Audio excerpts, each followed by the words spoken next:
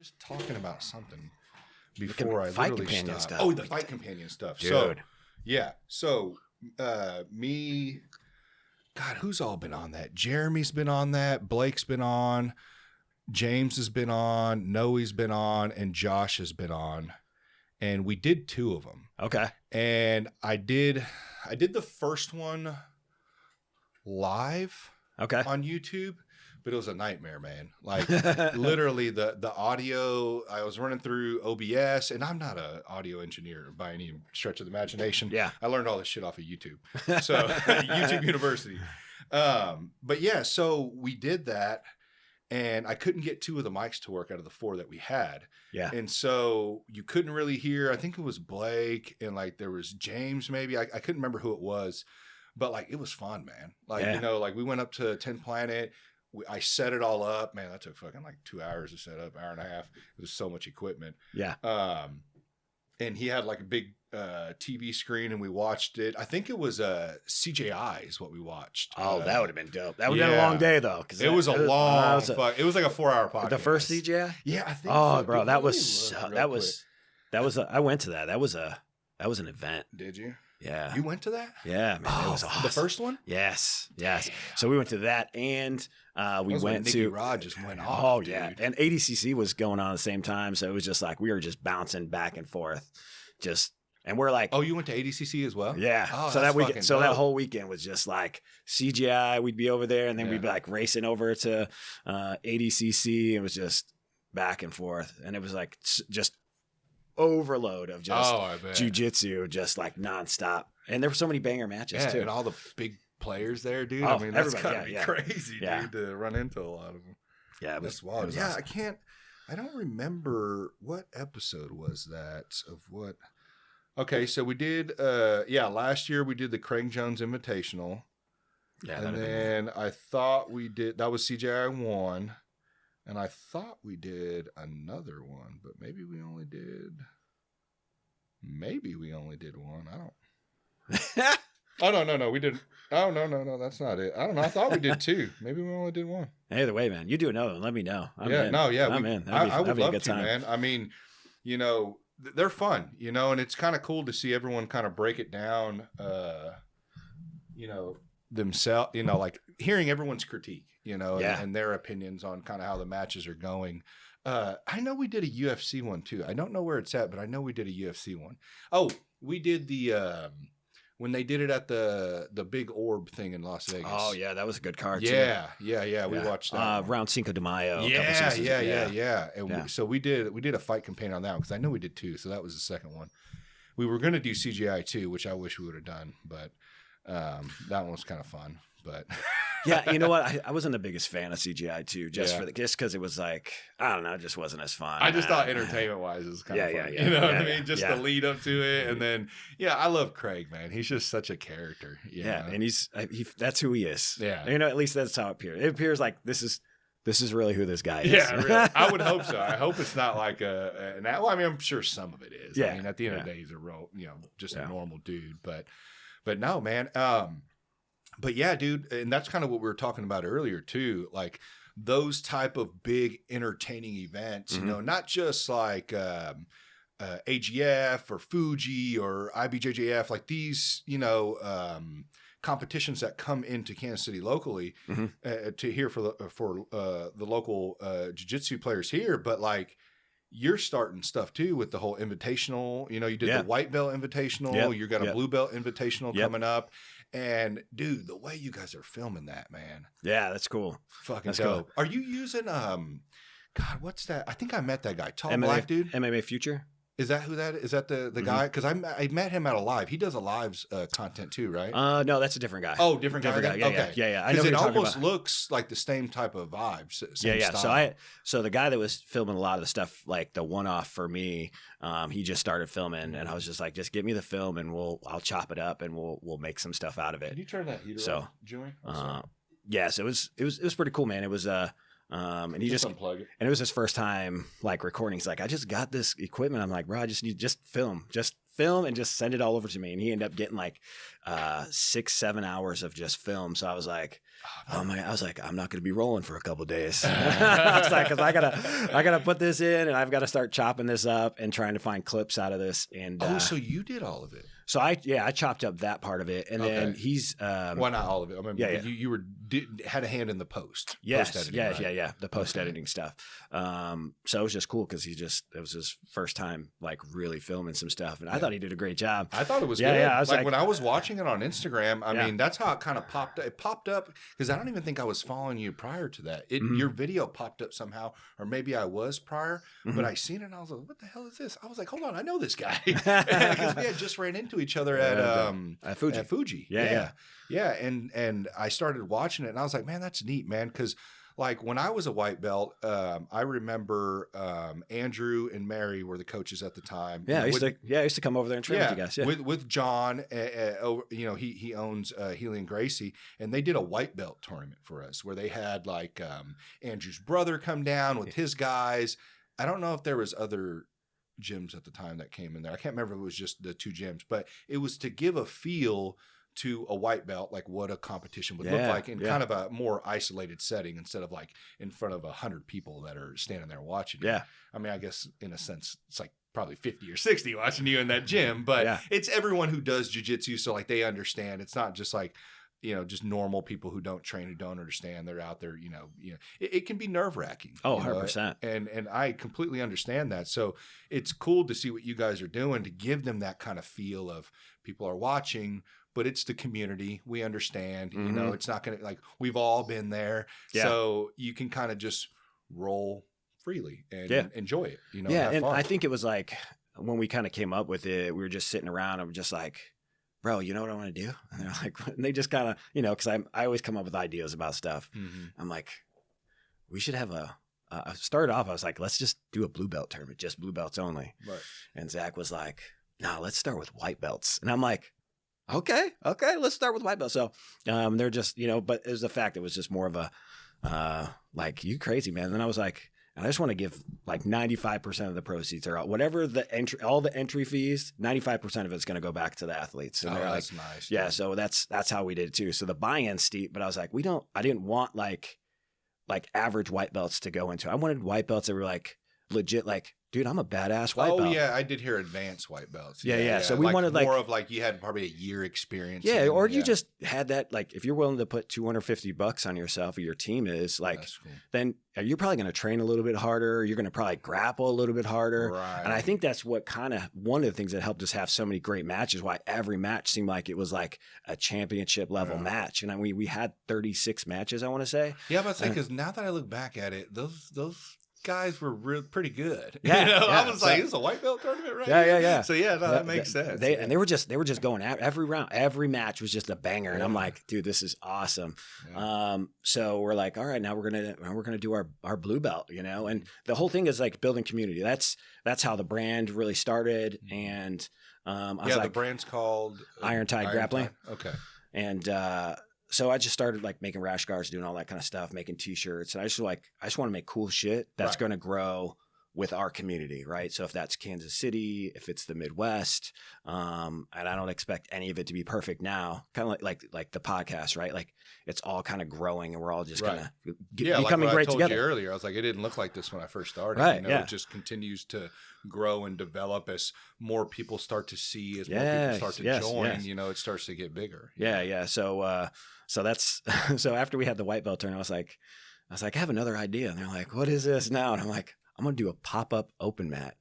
And I'm like, okay, we'll just do one at whatever gym. I'm like, no, man, I want to do it like at like a coffee shop or a brewery or somewhere badass. And they're like, all right, we'll see if it happens. I'm like, okay. So sure enough, so we're doing a pop-up open mat this weekend. Yeah. And at Blitz Roast. Yeah. I was like, we got that whole backspace. It's going to be badass. But once again, it's just about building that community, trying to get as many people, just so that's not like affiliated with another gym. It's just, let's just all roll and continue to grow together and see where we all are in 5-10 years from now. Oh, yeah. Yeah. So no, I agree, dude. Cause I've been down there they've had little bike meetups down there. Yeah. Like every Sunday. Yeah. I've been down there. Coffee's good. They got really, really cool, like pictures and stuff like that in the back. I think that'd be a great idea, man. Because I've thought about that too, and we were talking about this off air before we started. Bringing something to Kansas City that's fun, that's entertaining, that's community driven. You know, bringing other gyms together to compete, and I think that is the way. And also, not just like jiu-jitsu, that's all we should, like the entertainment side too, the atmosphere, you know, man. like at 10 Planet, you know, we were talking about the guys out there, like they do this like neon blacklight rolls, you know, and like, or they'll have like fake knives, fake guns, and they'll, you know, like that shit's fun, man. It's fun. Jiu-jitsu's great. Jiu-jitsu's, you know, there are people who can literally fixate and that's all they need is jiu-jitsu only, but you know, people like me, probably people like yourself too, we want to have make it more entertaining, make it more appealing for other people also to come in too and see like this isn't only just a martial art that does require some structure, requires some discipline, requires, you know, you to train and be focused, but you can also have fun too. Right. You know, and you can have a good time. I've always wanted to I've always harped on John to do this, but down at the riverfront. Oh, it's gonna happen. I mean, I've thought about this for fucking ever, man. I'm like, dude, we grab a couple, like I've got a couple of the 10x5 mats or whatever. Like, if we had like 6 of those out there, I just put an order in for 30x30 worth like feet for mats. Oh, shit. So the puzzle mats or the roll? No, they're gonna be rollout mats. Yeah. So we picked up our first sponsor. That's awesome. He's gonna be sponsoring like our pop-up open mats. Okay. Prestige Auto Gallery here in North Kansas City. So he'll be one of our first sponsors. And I was like, bro, I think we should. He's like, bet I'm in, you know, because awesome. We're going to do that. We're going to Berkeley Park, our waterfront. We're going to do a pop-up there. And we're just going to roll these mats out and we're going to drop it and everybody's going to come. And we're going to probably like, we got to wait for it to be a little bit warmer. Right. So this first one at Blips is going to be a good kind of measuring stick for us. Like a and then, test. And then the next one, we'll be like, we'll go here. If someone's got a rooftop, they want to let's go on a rooftop. I was talking to my buddy the other day about that shit, bro. Yes. Like I was like, I just want to do cool shit with the community, with my family, like that kind of stuff. And like, why not? Right now, like you're already leading the charge, so you might as well, man. So, and I think it's just the nice thing is it's not just like myself. It's like we got guys from Alive. There's 10th Planet that are supporting of it. Ignite, you know what I mean? It's like a marathon, like you know, Glory. Like there's guys from all over the city that are like, yeah, let's do it. Yeah, let's go. So it's cool that there's like a lot of people that are jumping on board just to do cool shit, man. Because like you said, we're so structured, and this is how we do things. This is one of our open mat is. This is how tournaments are supposed to be done, and this, that, and the other. But like, why not just change it up, man? Let's all grow together. Because I think we're gonna have some world champion, like ADCC style world champions coming out of Kansas City in the Midwest very soon, and I want them to be like, this is where we're from, you know. And so I completely agree. And you know, it's like we were talking about earlier about cross training. People know me at my gym that I don't only just go to Helion. I go to other gyms too. I love going to Live. Justin's gym down there, fantastic. I mean, in the heart of downtown, you know, you can go in there, roll afterwards. I don't think they have showers. I wish they had showers, but you know, you wipe down with defense wipes or whatever you got to do, you know, and go down and get a coffee afterwards, you know what I mean? And head out.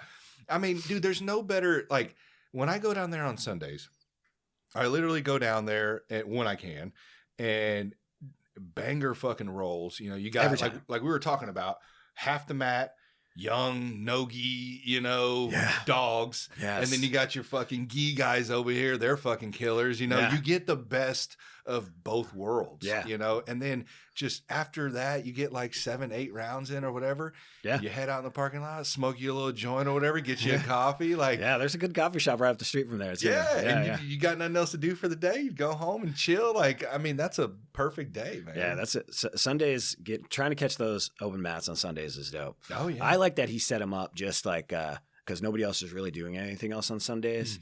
And I thought it was brilliant that's when he was like, this is the day. Because I don't think he's open on Saturdays. Like, he doesn't have anything going on Saturdays. Yeah. So, I think that was cool. Sundays at Helion used to be popping when we first opened. Because it was the shiny new gym, you know, and everybody used to come up there. And, I mean, there were sometimes, I don't know if you remember, but you couldn't even barely get on the mat. No, you were standing around. It was just like, and it was a lot of gi. It was a lot of gi. It was pretty much all gi. So I think there's a few times like, do you want it? Let's take our tops off. Yeah, like, can we do it? So that's where it was at, and then it transitioned down there. I think, but Justin's got the space for it. He's got the space. He's got the location. It's kind of in the center of everything. Yeah, central for everybody. And like you said, it's Sundays. So I think he's doing great down there. I mean, even all the 10 Planet guys, I see them down there a lot of the times. And in space, they got hella space, man. They got like 2 rooms up there. I know mainly they use that main room, but they've got that other side too that they got maps for. Like 10th Planet is sleeper badass gym. Yeah, we remember talking about that. Like my boys have been cross training up there because they train at Alive too, or not Alive at Ignite, and they use their skills like both, vice versa, right? Because they do a lot more gi at Ignite, and then they get their no gi essentially, and they just like going back and forth between. I feel like they're getting the best of both worlds because you got the traditional like 10th Planet action going on, but then you got the gi action they're learning from another place. So they're just getting these 2 different styles. Yeah. And they just like, sometimes I'm like, oh shoot, you guys are going to be a problem for me when I get older. Yeah. Because I think that, and this isn't to rag on any of the gyms, but it is what it is. You know, in some of these places, you know, I hear the comments. It's like, well, no gi, just take your gi top off. It's the same thing. You'll be all right. Oh, forget about it. I know. And that's what I've been and it's funny because, you know, like we said, like the 10th Planet is slept on, you know, it probably location, you know, where they're 100%. At, but they're not that far. If you think about it, they're like literally 20 minutes from my house, and I live in Gladstone, so it's not that far. 15 minutes if you're going 90 down, 29. But like, it's literally, dude, like when you go there, and I was just telling you this earlier, the shit that they teach, like the body positioning, the grips, the just everything, man. It's just so, it looks like, when you look at it, you're like, what, does that really work? You know? Dude. And then you do it and you're like, holy fuck, it does. Man, I rolled with James there for a while. I was rolling with him a bunch, right? Because we'll do like a night shift at Ignite, right? So it's like 9 o'clock at night. We'll open up the gym on a Saturday night and put some fights on or whatever. And people come and roll. Okay. So yeah. So like just give something for other people, something else to do. And there for a while, man, he's just practicing new stuff because I'm a bigger body. And just whooping my ass. I'm like, what the hell is this? And he's like, just something I'm working on, you know? Dude, James is a dog, man. Yeah. But James, stand up. Stand up. You always start sitting down. Stand up. He's going to give me so much shit. Bro, I stood up with him when he was getting ready. He was getting ready for something. I went to 10th Planet because he was like, if you could take me down or you can submit me, I'll give you whatever, right? Remember he was doing that? Yeah. So I was like, that's my boy. Let me go up there. Yeah. And I go up there, man, and he threw me around like a rag doll. Jack, my finger was pointing the other way, and he was still whooping me as I'm trying to like set my finger back. And he was just, I'm like, this is why we don't stand. Dude, the other day I went against him. I don't know, it was like maybe a month ago. It was right before Noe's fight. And I rolled with him. And I don't know what was, I think that day, because I always fuck around with him and we always like shooting jokes back at each other back and forth. Yeah. And he fucked me up that day. Like, I think he subbed me like 4 times. I was like, Jesus Christ. I bet you right now he's on a mission because he's going to do trials. Oh, really? Yeah. He's training so he's got his fight, I want to say, coming up on the 21st. Yeah, I just shared that actually. Yeah, it's coming up here pretty soon. Yeah, so he's got that fight coming up, but then I think he's doing trials in LA. So he's in that mode. Yeah, so I haven't rolled him since he said, this is what I'm doing. And I'm like, oh, dude. I know. Well, I was wondering. I was like, God damn, dude. I was like, did you want to prove something today? I already know you can kick my ass. So that might be it because I know like he's. But I like that shit though, man. Like I'm not one of those fucking jiu-jitsu guys. It's like, oh God, you're being too hard on me. It's like, bro, this is a combat sport. Yeah. Like, if you don't want to roll with him, then just fucking tell him. You know. I had I don't know if you know Luke Josephine, black belt out of KCBJJ. He goes to Helion a lot. He's one of the. I think he coaches still there every now and then, but. He's been around for a long time. Yeah, I think I do what you're talking about. But I don't know him. Yeah. He's been around for a long time. A lot of people know him in the jiu-jitsu community. He's a fucking dog. Like he's a bad motherfucker. And we were talking about that the other day. It's just like this whole like jiu-jitsu, gentle art shit. Yeah, I get that. You know, the Gracie said that, but yeah, we all know it's not really, it can be in a sense. Maybe you could probably not harm an untrained person, but two trained people, I mean, you're going to get some bumps and bruises and, you're going to get, whatever may happen. But I mean, it's a combat sport. And, when it comes down to it, if you don't like how that individual rolls, don't complain. Just next time, just if he asks you or don't ask him, just say no. Yeah. move on. I was rolling with Carson up at Stride Sunday night. And I've been there. That's a good gym. Yeah, dude, they got big a good gym. Yeah, their mat space and how their setup is. Yeah. It's good. good. Damn, you can get a lot out in Excelsior Springs. Yeah, that's what I'm saying. I was like, this is good. Yeah. Their kids program's huge too. Yeah, you're gonna see some killers coming up. I went up there when Jeremy did his I think it was his electric chair, or not electric chair. Was it his electric chair tutorial? I don't remember what he taught that day, but he did a seminar up there. Yeah, he's pretty good. Yeah, it's a good spot. So I'm rolling with him, with Carson, and he comes across and just clips me with the knee, and he like pauses. I'm like, no, bro, let's keep going, because I was like transitioning to a better position, But he hit me, and I was just like, I just kind of kept going, and then he was like, "Are you all right? I think you're bleeding." I'm like, oh man, I was like, I think, but it's just kind of one of those things. You get two people that are kind of going at it, it just kind of happens, but probably one of my favorite people to roll with is Carson, just because he's about my size. He outranks me, kind of knows what I'm like, knows my style. But our styles are enough different that he pushes me pretty good. So anytime I get rounds with that dude, it's a good time. Oh, you should always be chasing people that are better than you. That's all who I like to roll with. Like, don't get me wrong. Like, I like to have like a roll or two in there where like, it makes me, it gives you that confidence boost of like, okay, I know what I'm doing. Because if you're getting trashed all the time, just beat up by left and right, you kind of start feeling like, damn, am I actually good? It depends on what I got going on. Like if I've just learned a new move, right? If we just like learned a new move or I'm practicing something, I'll hunt out some white belts or some lower, like some newer blue belts. You know what I mean? I'll hunt those guys out and get a lot of rounds with them because I'm hunting for a specific position. You know what I mean? Or a specific move. Like I'm trying to see if something's going to work, and then I'll kind of progress and be like, all right, cool, it's kind of working here. Now let me go try it on somebody else and be like, oh, I still got some work to do. You know, I'd be like, I was being lazy with this one stuff in. Yeah. So when it's hard to do on a purple, brown, or black belt that knows exactly your next step. Exactly. So I did that with when I went down and did the ADCC Open in Orlando. Oh, really? And when I went, so I was training with trying some new stuff. So I had some white belts I was rolling with, and then I was like, all right, these guys are going to be guys that kill me, so I'm going to roll with them. So I'm prepared for it. But that's how I kind of train for it. Really? What are you right now? Blue belt. You a blue belt? Okay. Yeah. When did you start training? Like, how'd you get into it? So my kids have been training. My oldest, he was training for a couple of years before I got into it. Oh, really? And then my oldest daughter got into it. And then my two youngest boys got into it. And I was kind of a fat bastard at the time.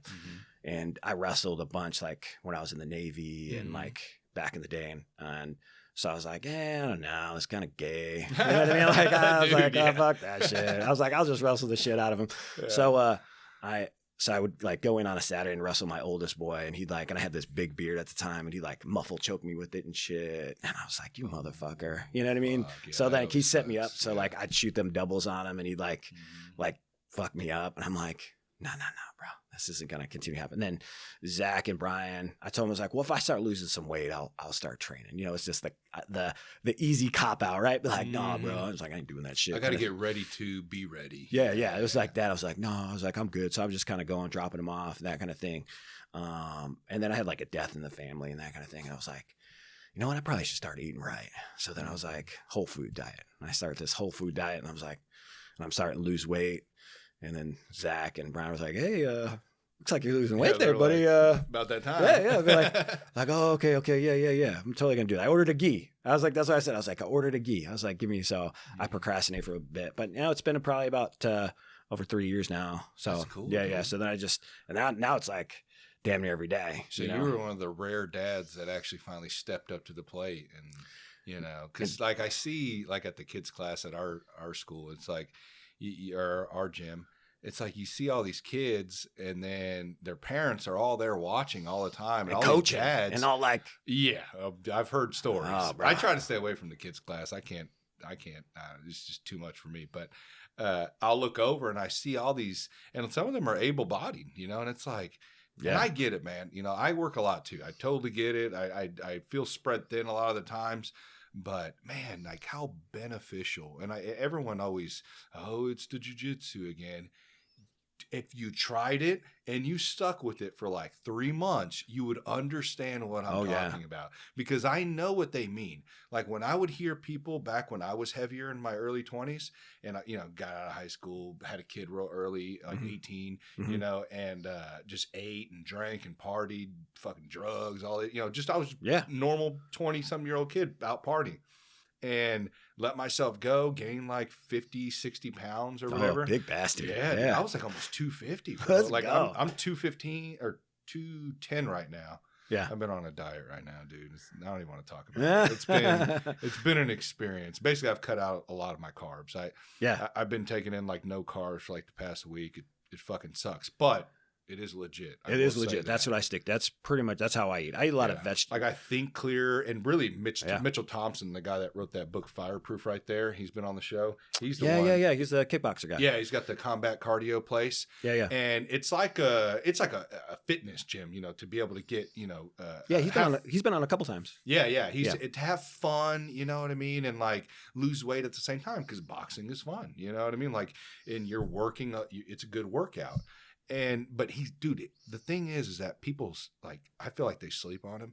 The dude is so fucking smart, man. Like it's very fucking smart when it comes to nutrition, a lot of things actually, not even just nutrition, but like right now, I haven't been training for I don't know, like a week and a half. So you won everything and you were like, I'm out. You're like, I'm out. I was like, fucking give me the rings. I'm the king. You're like, where's it at? I'm fucking done. I'm done now. I'm my one and done. my only one blue belt tournament. I'm fucking out. Dude, I had to pull out of like 2 tournaments before that because I have a bulging disc in my lower back. So as soon as one opens up, I'm done, man. Like for the first 2 days, I can barely get out, like walk and stuff like that. Like I'm hanging from ledges, trying to let my hips go in order for that vertebrae to end up, you know, pushing that fluid back in. Yeah, I see acupuncture like once a week because my back's completely fucking pissed. And so what he's doing right now is he told me, he's like, take off jiu-jitsu from a while. I know it's going to kill you. Stop working out. I know it's going to kill you, but you'll be all right. He's like, we're going to work on a program to be able to recover your back. So right now he has me doing a mostly stretching this week. We're doing a lot of like deep tissue stretching and like posture stuff to where I'm trying to get myself, you know, like more straight, my hips more forward instead of, you ever seen like those old jiu-jitsu guys? They're all walking like kind of like monkeys, you know, like little apes and shit. Like fucking, what's his face? Musumeci. Musumeci. Mikey. He's like the creepiest little dude. He like walks like this, you know? And so I'm trying to fix that because I mean he's right, you know, like if I continue doing what I'm doing, like it's only going to get worse. I mean, I've heard of people with the same issues I have having like drop foot and stuff where they can't control their feet. They start getting sciatica in their leg goes numb. Yeah, I get that like down my side every once in a while, like shooting, like it'll sharp shooting pain down my side, and then I'm like, it's like now I gotta start doing some rehab. Have you been doing any type of core exercises too? So I'll work out. I usually go to Crunch, and I'll go there in the morning, especially since they open up. They've got that facility's awesome. Yeah. So that's what I'll do in the morning every time. Like I always have some kind of like core to workout, some stability and that kind of stuff. Like I don't ever lift real heavy or anything like that, just because I'm old, man. I'm pushing 50, so I'm like I can't. Are you? Yeah. So 50, thanks, bro. Yeah. Let's go. Hey, does anybody ever told you look like fucking Stipe Miocic? No, dude. I swear to God, every time I see you, bro, I'm like, this is fucking Stipe Miocic's fucking doppelganger. There we go. I'm gonna start signing autographs. Come up with a bad Russian accent. Hey, dude, there's people. No, not Russian. He has he's Croatian. Croatian. Yeah. Yeah, and that guy's nuts. I love it. I know, man. He's fucking. I just want to, like, I don't even smoke cigarettes, but I want to smoke cigarettes and sit in a sauna with that guy. You know what I mean? Like, I feel like that's the thing. Like, sit there, smoke stokes, and freaking get in the sauna. Just fucking tight. I wouldn't be able to understand him. Like, he's gotten punched in the face so much, dude. Like, you can barely understand him. Yeah, but he's awesome. I love watching that guy. Yeah, but no, he is. He's great. Is he retired now? I don't know. I don't think so. No. Yeah, I don't think so either. No. I thought Yeah. I think he fought. No, Stipe Miocic hasn't fought recently. Who's the one guy with the weird looking thing? No, that's not Stipe Miocic. Stipe Miocic is out of Cleveland or whatever. Oh, he's a firefighter. Oh, he's a firefighter. See, I was getting. You thought it was that guy? No, I was getting him. He's the firefighter, the one that beat Daniel Cormier. Yeah. He lost to John Jones recently. Lost to John Jones. That was his last fight. Yeah. That was a money grab. He was just like, all right, let's get this done. Yeah. That's crazy. But yeah, no. Where was I going? Oh yeah, you look like him. But yeah, I would start focusing on also. Have you heard of the McGill threes? No. So like it's Stuart McGill is like this guy. He's been known for like helping with like keeping people from going to get lower back surgery because that's like everyone, your back goes out, all of a sudden you got to go get surgery. Oh yeah, that's what they push you in that direction. And it's like the worst thing you can do, It's like once you get that surgery, I mean, you're fucked. When there's a lot of things that you can do to repair it, and one of them is that maintenance routine that he has. I'm sure he has more than what I've seen, but the 3 that I was doing, and Luke is the one who told me about this guy because Luke's a doctor. And which is crazy. You fucking see this dude. You're a fucking doctor and a fucking black belt. What the fuck, man? Don't worry. We'll put it back together. Yeah, we'll put it back together after I fuck you up. We're going to dislocate your shoulder, but I can put it back in. But yeah, dude, it's like he sent that over to me, and it literally helped out a lot. Now I got to do more, and this is why I'm the big thing is the nutrition too. The inflammation I'm getting a lot in my guts, not helping as well with my the cortisol, high levels of cortisol getting shot through my body because of my lower back, and then the inflammation in my gut. It's like all affecting this area. So that's why I'm going through Mitchell's program right now. But Luke sent me that, and it helped a lot, man. Like I literally call it like it's almost like ibuprofen, like instant ibuprofen. So you'll start out. You'll do these bird dogs. You'll do bird dogs, which is just a stretch. That you one side. You touch your knee and then you extend back out again. But you're on all fours doing it. Yeah. And you bring one side out, one leg out, and you kind of crunch back. Yeah, I did those for the first time the other day, and I was solid. I bet people are looking at me because I'm at Crunch. You know how they got this like space for these mats, and I'm there yet. Oh, we'll have to go then. Yeah, we'll have to go. And so I'm like doing this thing, and I'm like, I'm sure everybody's like, what the fuck is that guy doing? But I'm like, but this says it's supposed to strengthen my core. I was like, so it's part of my like routine. So and I'm sitting there Googling. I'm like, this looks ridiculous, but it's so I was doing like 6 each side. I do them every time I roll, bro. Yeah, because I like it because it activates that core. So I'll do that. Dead bugs are good, but the McGill threes, he does the bird dogs, side planks, sets on each side, and then he does these weird sit-ups. It's like you're sitting in a sit-up, like you're getting ready to do a sit-up, right? You got your knees up, your feet, tucked back, but like you lift your head and you extend one leg out, and like it's weird. I don't know how to explain it, but if you look at the McGill threes on YouTube, it'll show you step by step on how to do them. Okay. And they really help because people don't understand, and this is why lower back pain is at such a high percentage of what it is in the country. Well, probably I can only go off America with the obesity. Because we're a bunch of fat bastards. Exactly. Yeah. And so what happens is you start packing on all that fat on that gut area, and you're not keeping your core tight. You're not working out, doing anything.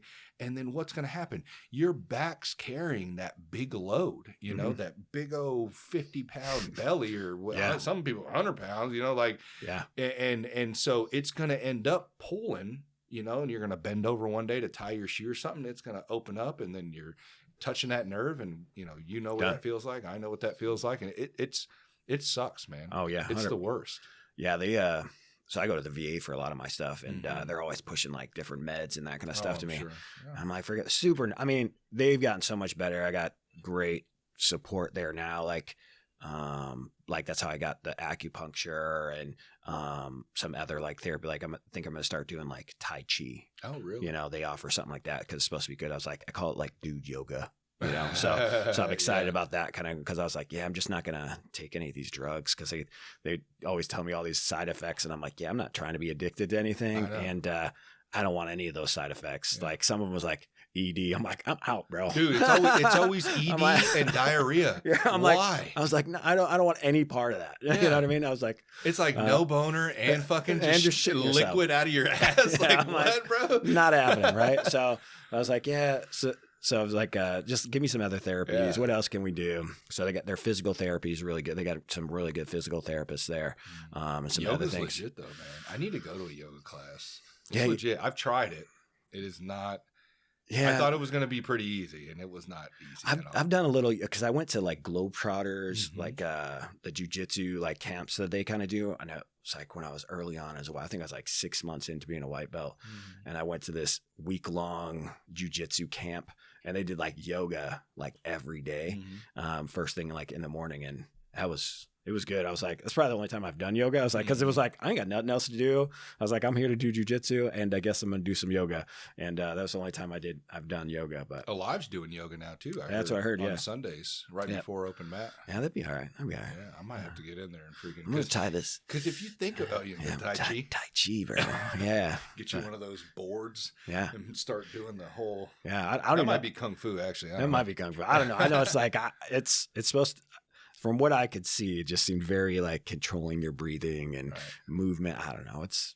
I'm gonna try it. Probably just like yoga. You know what I mean? Yeah. Like if you think about it, a lot of their stuff is like core based. You know, they're holding all these crazy positions. You know, and it's like and breathing and retracting and contracting. So we'll see. It's just different. And I'm like. Hey, that'd be something I could do until I'm old, right? Oh, right? Yeah. So that's how I look at it. No, dude, that's super cool, man, that you got into that, man. And I'm sure your kids love seeing you in it too. You know, that's awesome. Yeah. You know, getting into jiu-jitsu and I mean, I wish more people would. You know, with all these gyms opening up, I mean, nobody even has the excuse anymore. You know, no. Well, from what I heard back in the day, it used to be you had to travel to find, you know, like gyms, you know, or there'd be like one or two gyms, you know, in your area. But now they're everywhere. Yeah, they're always and they're all legit. You know, well, I mean, at least all the ones I know. I don't know if there's any other. I'm sure there's some little. I'm sure there's some holes. I'm sure there's some holes in the walls. You see them every once in a while. You go to a tournament, like, where the. You're in Kansas City. Like, you're where? But then there'd be like Rex gyms. Kwando's jiu-jitsu. Yeah. But then you got like the kid, forgot how to pronounce his name, that won the white belt tournament for the 170 and below. Dude, the kid's from Iowa. Oh, really? Yeah, he's just a kid from Iowa, and he freaking heard about the tournament. He's like, yeah, I'm going to get off guard duty. You know, he's like a National Guards person going to college and training and stuff. And he's like, yeah, I'm going to come down and see if I can get a pass. And I'm like, bet. I was like, hey, he's from fucking Iowa. I was like, I'm sure he's good at MMA and wrestling, but his jiu-jitsu was legit. And he came down and he cooked some really good dudes. You have a wrestling background? Yeah, he had a wrestling background. Yeah. But I think he's from Missouri though, somewhere. Oh, I didn't get that deep into. I thought he was from Iowa. Yeah, I know that's where he goes to school and that kind of stuff. But he trains up there, and I think he's got a couple of amateur fights. But it was just like just a fact. It's growing, right? Like the sport is growing, and I, we're just trying to put something together that'll grow with everybody. Oh, for sure, dude. And speaking of MMA background, that tournament that I was at, that I went when I did the absolute. Yeah. I literally, I was coming off of winning the gi, my gi bracket. So I was like, cool. You know what I mean? And I knew when I went to that absolute, because I compete in Masters, Masters 1 or whatever. So it's like 30 to 39. Yeah. And because I'm 34 and I keep telling myself I need to compete in an adult because I know how it feels. I mean, I fucking roll with these 20-year-olds anyways. Yeah. But it is different. Very fucking different. Yeah. Even from 25 to almost 35. It's different, Yeah. And you can feel it. And so when I went in there, I'm like, okay, I know I won my tournament. I know it's only Masters. This is absolute. And it's, I don't think there was an age restriction on that one in the no. Yeah, I don't know. Because I don't think there was, at least. It didn't feel like it. Didn't feel like it. So the first dude they pair me up with is like the biggest black dude I've ever seen in my life. Like he was fucking yoked. And I'm like, I don't know who this guy is. Before they had me paired up against the black belt. So I'm like, well, I got nothing to lose. He's got more to fucking lose than I do. You know, like I'm just going to go out there and, you know, try my hardest. But this dude comes out. I guess they switched it last minute or something. I didn't really pay attention to it all day. I seen it like the day prior when they released the bracket. Yeah. So I went up there and I look over and I'm like, God damn, he's big. And so I'm like, all right, I'm just going to fucking wear this dude out. He's a bodybuilder. You know what I mean? Like that heart's not going to pump too long. Yeah. So I'm like, all right, let me go in fucking soft, dude, you know, and just kind of feel him out, you know, and, you know, wait and wear him down and then just start working from there. Fuck, dude, that dude, like, one, strong as fuck, fast as shit, and then like just a dog, man. Well, come to find out afterwards when I look him up, I'm like, because I see myself in his highlight video, I'm like, oh fuck, dude, he's got like fucking 30 fights in MMA. Like, okay, well that was a stupid idea. Yeah, that explains it. You know? He does have a gas tank. Yeah, he does have a fucking gas. I mean, if he's fighting in the cage, he definitely has a fucking gas, well, somewhat of a gas tank, you know, and. But no, man, that dude was cool. He was a real humble guy, you know, and man, dude, just so, oh, dude. Like, he didn't attack me anything submission-wise. Yeah. You know, he got that body lock on me and, you know, held on to it, which is great. You know, I should have been able to get out of it. And actually, afterwards, I went and asked James Regina. I was like, dude, how the fuck do I get out of that? And he was kind of showing me some stuff with the head movement and all this stuff. Yeah, pushing But, like, down. I felt like I couldn't do shit. Like, I was pinned. I was stuck. And it held me down for a while. It had me like 2-0 for a while. And then finally, I guess I just gave up and he fucking passed again and ended up getting 5. And man, dude, I was like beating myself up on that. I was like, damn, first match, you know?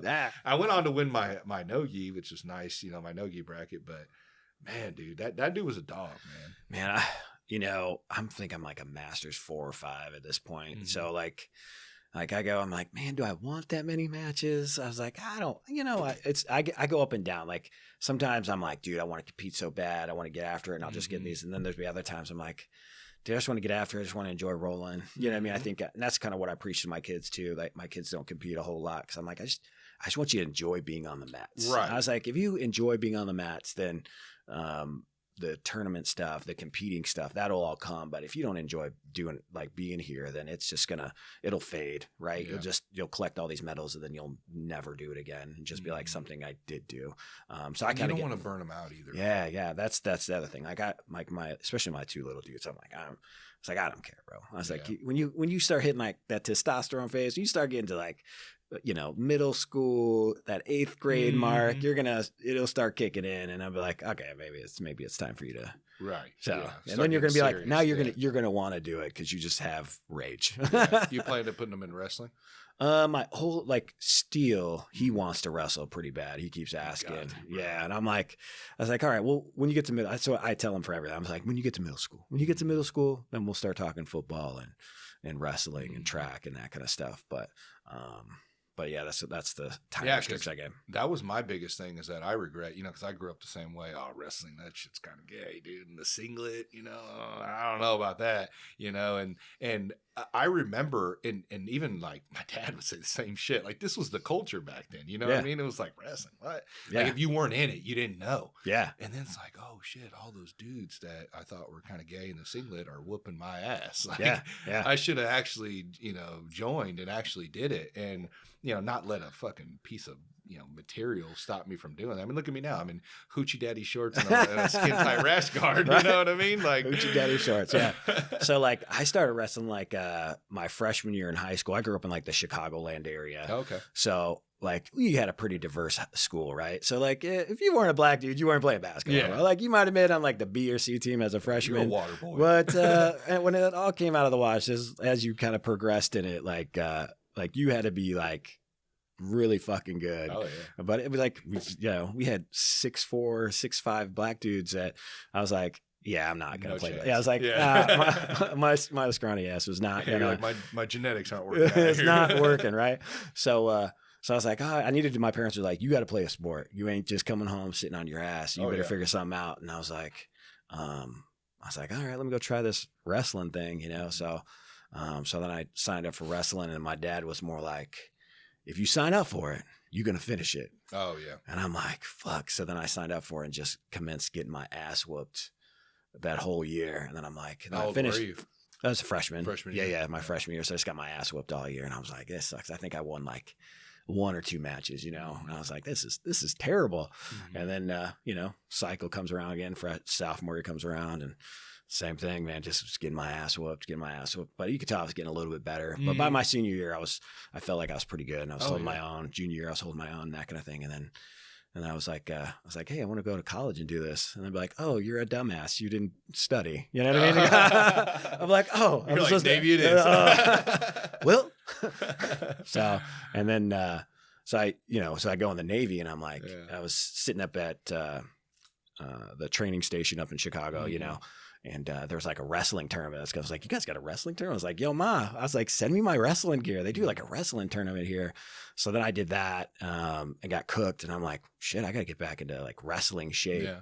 And then I got stationed at in San Diego. And then I've heard there were some guys like wrestling over at 32nd Street. So I just kept going over there on my lunch breaks because it just kind of worked out when they had wrestling practice. Right. And I just thought it was dudes that were over there wrestling, right? So I just was shooting over there from Point Loma, wrestling, and then getting back to base. And then one day the guy was like, what are you doing over here every day? I was like, well, sir, I'm just, trying to stay in shape. And then it's like, okay. And then I go back to my base, and they're like, oh, Radcliffe so-and-so wants to see you. I'm like, fuck, what did I do now? I'm in trouble again. And they're like, I don't know what you did, but you're TDY to the wrestling team over here for the next however many months. I'm like, fuck yeah. I'm like, awesome, that's awesome. Dude. So that was my job for a while when I was in. I was just like, you just got to wrestle. Just train. Did you compete too or no? Yeah. So we'd travel around like Southern California, different like freestyle tournaments and that kind of stuff. And it was pretty cool. Really?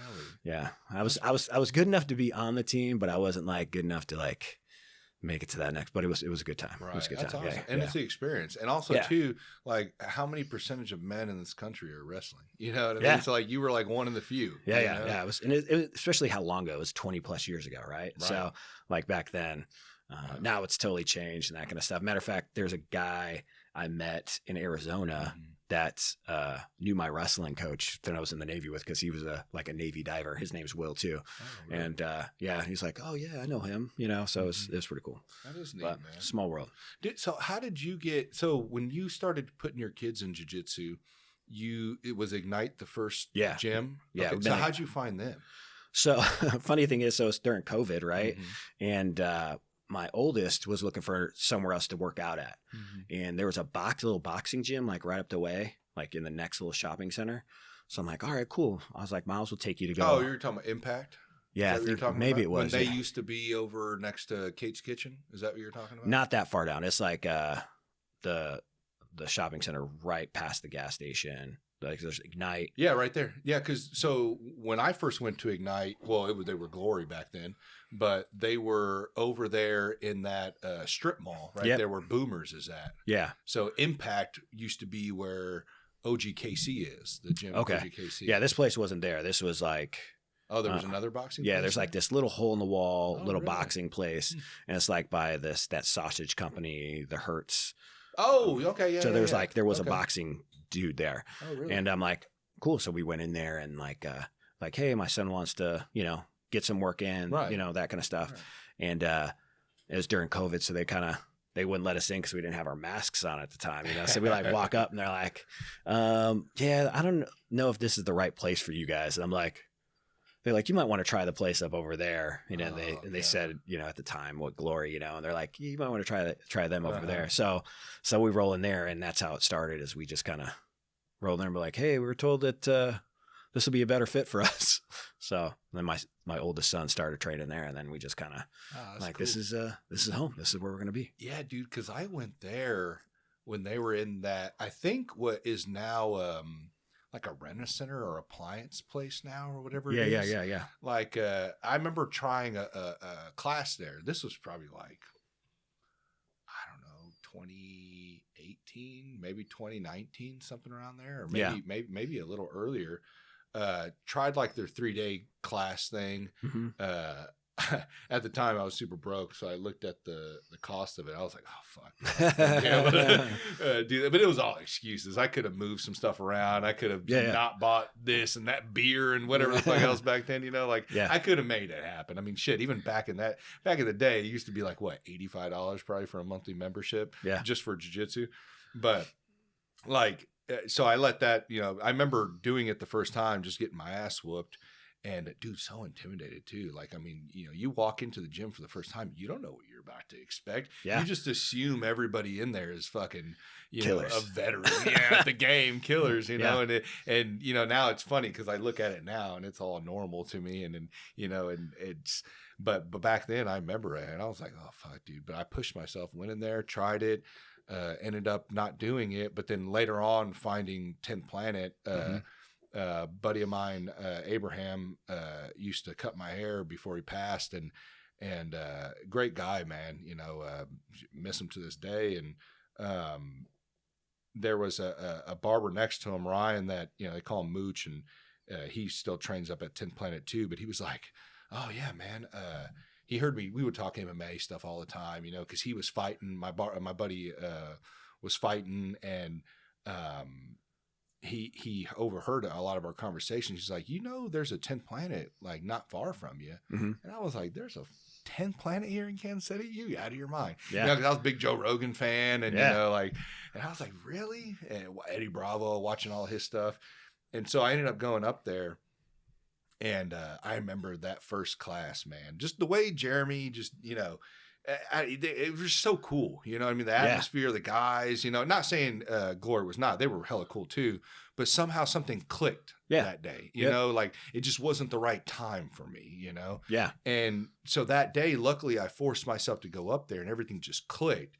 So I ended up signing up with him. I was there for maybe half a year. Yeah. And then ended up letting excuses get in the way, had my second child.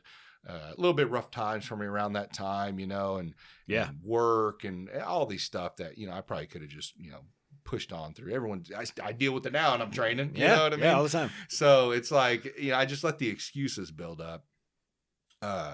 Got out of jiu-jitsu for like 4 years, ended up joining like a club. It's like, I have time to join a fucking motorcycle club, but I ain't got time to fucking do jiu-jitsu. So I did that for some years, ended up getting out and then getting back in with jiu-jitsu when Helion opened up down the street from my house. Yeah, that's convenient. Yeah, and I seen that and I'm like, if this isn't a fucking message to join, I don't know what it is. Get your ass in here. Yeah, and I had gone, I think before I went to Helion, I went to Ignite when they opened up where they're at now. Mm-hmm. And so I was like, man, my daughter at the time, I was like, well, if I'm not going to get in it, I got to get my daughter into it. Like, maybe let's try. I think she was probably like 8 or 10 at the time. And I took her in there. I wanted her to try it. Luckily, there was another girl there training. Mm-hmm. But I mean, as soon as they, there's not very many females in jiu-jitsu. There's more now than there was when I first took her. But she went to the kids class, did it. But it's like, soon as the first little boy had to go to a mount position, it was all weird for her. She felt uncomfortable. Whoa. And I get it too. I was a little uncomfortable as well. Yeah. But it's like it wasn't for her. Yeah. You know what I mean? And it was actually the first time I ever met Zach too. At the time, super nice guy. We've had some messages back and forth. I've asked him, whenever he wants to come on the show, he's always welcome on. Would love to sit down and hear more about him. But super, dude, he's great. Yeah. He's super nice guy. Such a supporter of the Iron Tide stuff since the jump. He's definitely one of the people that pushed me the most to be like, to make it fucking happen. That's awesome. Because did you guys know each other prior or just through the taking your kids to jiu-jitsu? Just through the gym. That's cool, man. How he's that supportive for you, dude. Man. He's probably it's super humble guy too. Like, because normally people would come up with an idea and it would just be like, okay, yeah, cool. You know what I mean? Like, because it's like, is this really going to work? I got other shit I got to worry about. Oh, that's neat. That tournament would not have worked without like that white belt tournament. The reason why it went so smooth is because Zach fucking took over. He was just like, this is how we're fucking doing it. And I'm like, you the general. And he Synergy's his deal, right, too? Yeah, dude, they put on great fights. The card on the 21st? Uh-huh. If you ain't going, you need to go. Going. Okay, that's going to be a banger. Up on Noe's fight in Shamrock, and I usually I buy the tickets like a week before, or usually I buy them from Regina, because I go to a lot of Regina's fights. and he'll just come by the house, drop them off, or we'll meet up somewhere and he'll drop them off at the gym or whatever. Mm-hmm. And but this time they wanted me to order them through the website. Oh yeah. It was still like a week and a half or a week, and they sold out like that. And I was like, what the hell? Yeah. So I didn't even get to go. I ended up ordering it on pay-per-view, and I watched it at home. But yeah, it was like, man, dude. So I'm definitely going to talk to James and make sure I get some tickets. He's the co-main on that. That's dope. I'm stoked he's fighting on a different card. You know what I mean? Yeah. You know, because I can never make the Shamrock because I got 5 kids and I got a family. I train, the Iron Tide stuff, full-time job, so it's like, I can't go to and if you went to every fight card that was kind of going on, so I haven't made to a Shamrock one. Mm-hmm. They're fun. The Shamrock ones are fun. Yeah. I was like, man, like the atmosphere and that kind of stuff where it's set up at seems pretty dope. Yeah. But the Synergy one's the same level, man. Bro. Dude, they're fucking exciting, man. Like, I think it's just how Memorial Hall sits and they put it in there and you're just in a bowl and everybody's on top of you. And it's just, when it's a banger, it's a banger. And there's there's some big bodies that are going to be in this one. Mm-hmm. So it's going to be a banger of a card. Yeah. They're doing a good job. I like theirs. And I like, at Ameristar, I've only sat in the seats. Mm-hmm. I've never been up on the bleacher deal. Yeah. But it looks like it still has a good view. Yeah. The one I don't like the most is the Voodoo Lounge. Yeah. I cannot stand, they got a great venue. It's really cool. I've watched plenty of jiu-jitsu matches. Yeah, a bunch of jiu-jitsu matches there. Plenty of MMA matches there. But it's when you're in that what is that, GA or what, general admission up at the very top, you can't fucking see. You're looking over the balcony the entire time. Or if somebody stands up, you're fucked. Which I get it. Well, then buy table seats or whatever. I mean, to be closer. I get that. But at the Memorial Hall one, right? That's the one in Kansas. Yeah. That one, I mean, you could sit anywhere. Anywhere. It's all good seats. Anywhere. Yeah. It's all good seats. Yeah. And to be honest with you, I think a lot of the seats up in the bleachers, those are actually the best seats, 100%. The table ones are real cool because it's right there. Yeah. But damn, dude, I like sitting up on the side. Right up on the sides, because you can see right into it. You can walk out, everything. Yeah. He does a good job. And Chris, the matchmaker, the guy that does all the matchmaking, he's got that dialed in, man. Oh, he's doing, really? He's doing good. Zach's got a partner, Chris, that kind of does that, and he does a good job. That's awesome. Yeah, that's awesome. So, I'm glad they support you on that, man. Because it was crazy. Yeah, like I said, that invitational stuff, man, that's cool, and I hope that starts to and I'm sure you hope so too. Other people start to do stuff like that. You guys can kind of I mean, who knows? Maybe you can make a big, a championship. Big championship. So we've kind of talked about that. Yeah. We're going to do this blue belt one, and then we'll do purple, and then we'll kind of reassess, right? Because I think after that, it's going to get how many brown belts are really going to compete, how many black belts. I mean, we'll kind of see what that looks like. Yeah. But we're definitely we're going to do the blue belt, purple for sure. And then we'll kind of reassess at that point. And then, but we want to keep you guys aren't going to go up any higher than that? That's just what we kind of planned out. Oh, okay, you know what I mean? Gotcha. Yeah. See how it goes. And then we'll reassess. Yeah. Just tweaking it and that kind of stuff. See when we're going to do the next ones. But we want to keep doing it. We want to do a big championship, that kind of stuff. Big thing is making it so we're giving it back to the grapplers, right? That's so, we'll be looking for more sponsors. We're going to be looking for more ways so we can just continue to give it so that when people pay that fee, right, registration $250. Yeah, right? $250. Yeah. And then the plan is to make it so that 95% of that goes back to the top 3, right? It all goes back. And we're going to use a little bit for a charity, to pay some refs and that kind of stuff because it's people's time. But for the most part, 95% of it all goes back to them. And that's what we did this last time. But I think the blue belt one's going to be dope. Awesome, so I'm pretty stoked. Yeah. And how much, what's the possibility of the first place prize? Wouldn't it $3,000 or something? Yeah. I think because they didn't fill up, so they were a little short, and I was like, so if everybody fills up, you should the winner should take $3,000, right? That's the $3,000, $500, $250. That's the kind of the breakdown, So I'm like, definitely enticing. Yeah, I'm like, I was like, where else you can do that? And the fact is, even if second place, you get your money back and some. $500, So where else you going to do that? Yeah. So you could probably make a bigger spectacle, cut the fee back, do some other things, but ultimately, I like that it's kind of homegrown feeling, you know what I mean? That everybody's kind of sitting around, and we'll keep doing that for a while. And if it gets bigger, it gets bigger. But I'm not I'm not stressed about that part. Oh, yeah. I just want to enjoy cool. it. Yes. Yeah. That's it. I think people get so wrapped up in the other parts of it. I'm like, let's just have fun, man. Let's make it a good time, have fun, and want people to come back and be like, dude, we got to do this again. Or I can't wait till that next one. That was probably one of the cooler things is like just how many people reach back out. Hey, when you doing the blue belt? Oh man, I had so much fun. I'm telling my teammate about this, so that was pretty cool. And I just wanted to grow with the community. That's going to be like the whole open mat that we're going to do this Saturday.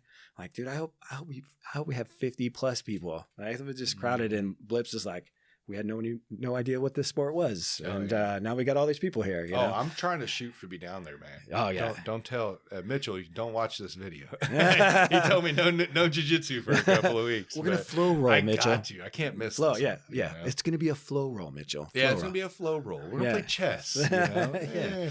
yeah. But no, it looks dope. So where are you guys doing that at? Like in the back? Inside that back area where you kind of go around and so they got like the roastery left side of that bar. They got like the roastery side where they're doing all the beans, that kind of stuff, and then they got like this big open space with a photo booth.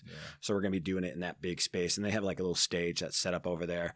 But we'll be kind of taking up that whole space. And Maddie over there was super cool about it, when I was telling her, and they're like, well, you can be charging. I was like, no, this is a free event. And she's like, well, they're like, all right, well, then we'll take care of you. And I'm like, I was like, bet. I was like, go. Even better, you know. It's an open mat. And I was like, it's a pop-up open mat. I was like, that's what that's what we want to do. I guess you could do like a donation jar or something if you wanted to, that can kind of help out or whatever. But that's. I think at the time of the day, everybody's going to probably go to their regular open mats or whatever's going on at their gyms. And because it's at 1 o'clock. 1 o'clock. 1 o'clock. Yeah. Okay. So you figure it's going to be 1 o'clock. People, they got really good burritos there and other stuff. They got great coffee. So people are going to come in, get a cup of coffee, grab a burrito, that'll offset everything. And they'll be like, yes, jiu-jitsu and coffee, man. I literally have a rash guard that says that. I think I have a shirt on my website that has that. If it doesn't, I have one made. I just gotta like link it. Oh yeah. Well, speaking of that, we were talking about that off air too. That rash guard, the all blue one. You said you've got some other colors as well. Yeah. So I've got a black one with a Kraken on it, which is pretty dope. Then I've got a green one with a Medusa that's on it, and then I've got another one that's red that's got like it's very American Horror kind of feel vibe to it. That's like a blood red. And then I'll be dropping another. I'm working on a camouflage one and a sand colored rash guard. So I've got a couple other ones I'm kind of working on too. Nice. So I'll be dropping. Those will be new ones I'll be dropping here soon. And you say you drop them and then they kind of get put into the vault, right? Pretty much, like they come off. Like, I sell possibly come back at some point, maybe. Yeah, possibly. Like I got some people like, hey, can I get that one? I'm like, because that all blue one, dude. I'm telling you, that navy blue one you get. I like fucking fire. Because like everyone has their taste, and I'm like a simple, like so I like little logo in the front, big logo in the back. That's how I am too. Plain color, you know what I mean? Yeah. Like, and there's some stuff like I have a big one that says like jiu-jitsu and coffee or something like that. Like I like some of that, but man, with that clean, just like that's how all of mine are. They'll say like hold fast or something on the sides. Typically, it's just a simple logo on the front, and then I'll do a logo, just kind of like even their streetwear stuff that we make. It's just like just kind of keeping it kind of simple, like something you'd want to wear even if you didn't do jiu-jitsu. They'd be like, that's a dope shirt, know. But that's kind of how we do the rash guards, the streetwear, whatever it is. I just because that's how I like it, I just for sure, So and then everything we make goes right back into it. So so if we sell some shirts, shirts go to help buy more rash guards. If we, what I mean. So then the rash guards, for instance, we sponsor Vanessa, right? So she's like our pretty much the athlete that we sponsor, and she's a dog. So so we're badass. So we're like looking for somebody. She trains at our gym, and I was like, she's the dog. Like she's always training. Like I see her everywhere. I see her at Alive on Sundays. Bro, I got a stack of stuff I got to give her, but I can't catch up to her because we're not like. I'm like, where are you training at today? She goes, I'm going to be here. I'm like, I got time to get down over there, or I'm going to be here. So she won that Queen of the Mat too. Yeah, I remember that a while back. Yeah, because I thought that was really cool. Like what you guys are doing. I remember when I think Justin still does them too. The King of the Mats, and then he had a Queen of the Mat as well. That they were getting like what was it, like $1,000 or something? It was some cash prize at the end. Yeah. And she had won the whole thing. So yeah, it's pretty neat. Yeah, that was good. That was when we first like linked up with it too. And we're like, all right, I need to sponsor an athlete. I need someone that competes a lot, that's homegrown, that's, you know what I mean? Like that kind of stuff that's kind of represents what we are as a brand. Yeah. And so she kind of fit that. And hopefully we'll, like, we have some other guys that we kind of sponsor a little bit. We hook them up with some rash guards and that kind of stuff. But she's our number one, you know what I mean? Our focus. Yeah. But hopefully we'll get some more guys because that's ultimately what it is. It's just the brand is about growing, helping grow the community. So everything we can be like, how can we use this? Can we make some more rash guards? Can we buy some mats? You know what I mean? Can we, what can we do to kind of continue to grow this so that we look back 5-10 years from now and be like, that was our brand. It grew with us. You know? Dude, so. I love that you have that mindset because normally people would be chasing the dollar. You know what I mean? And I get it. You know, we all want to make money out here. We all want to, like, you know, be able to buy back our freedom, you know, and be able to have a coffee on a Monday, do jits in the morning. You know what I mean? Like that's all sounds appealing. Yeah. But like if you chase that only, that money, that money hungry, you know, drive that most people have, it works for some. You know, but there's still sacrifices and there's a lot of corners and like it's just kind of grimy sometimes when you go that route. If you just let it flow like the way you're doing right now, just unravel of doing this because you love it, and you're just letting it invest in itself and grow. And as people come, it's making it bigger. I believe that in the end, it'll end up repaying to the person who started that movement, you know? Yeah.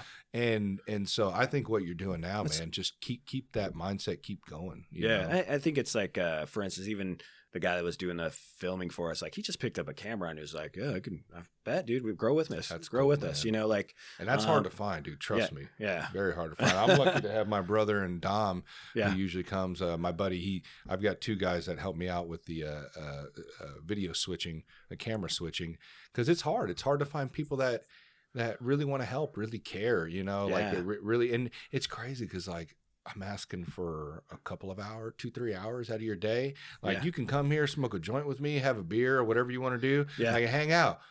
Like it's not like you're working really. I mean, I mean, it probably can get a little, you know, sitting back there trying to, you know, flip those cameras back and forth, you know, depending on, you know, he's not a jiu-jitsu guy. So, you know, he's probably like sitting over there like, He's like, you guys are gay. Yeah, I know. He really is. Yeah, he had the first thing he asked me when he walks in here, he's like, so who's the guest? Is it going to be a girl or a guy this time? And I was like, well, you know, unfortunately it's going to be a guy. We're going to be talking about some jiu-jitsu the whole time. So good luck, man. Yeah. So, I mean, honestly, all the guys at the gym, man, they've been so supportive. Like come up with an idea, Max would be like, all right, cool. Or my buddy any one of them, they're all like, just like, all right, cool, let's do it.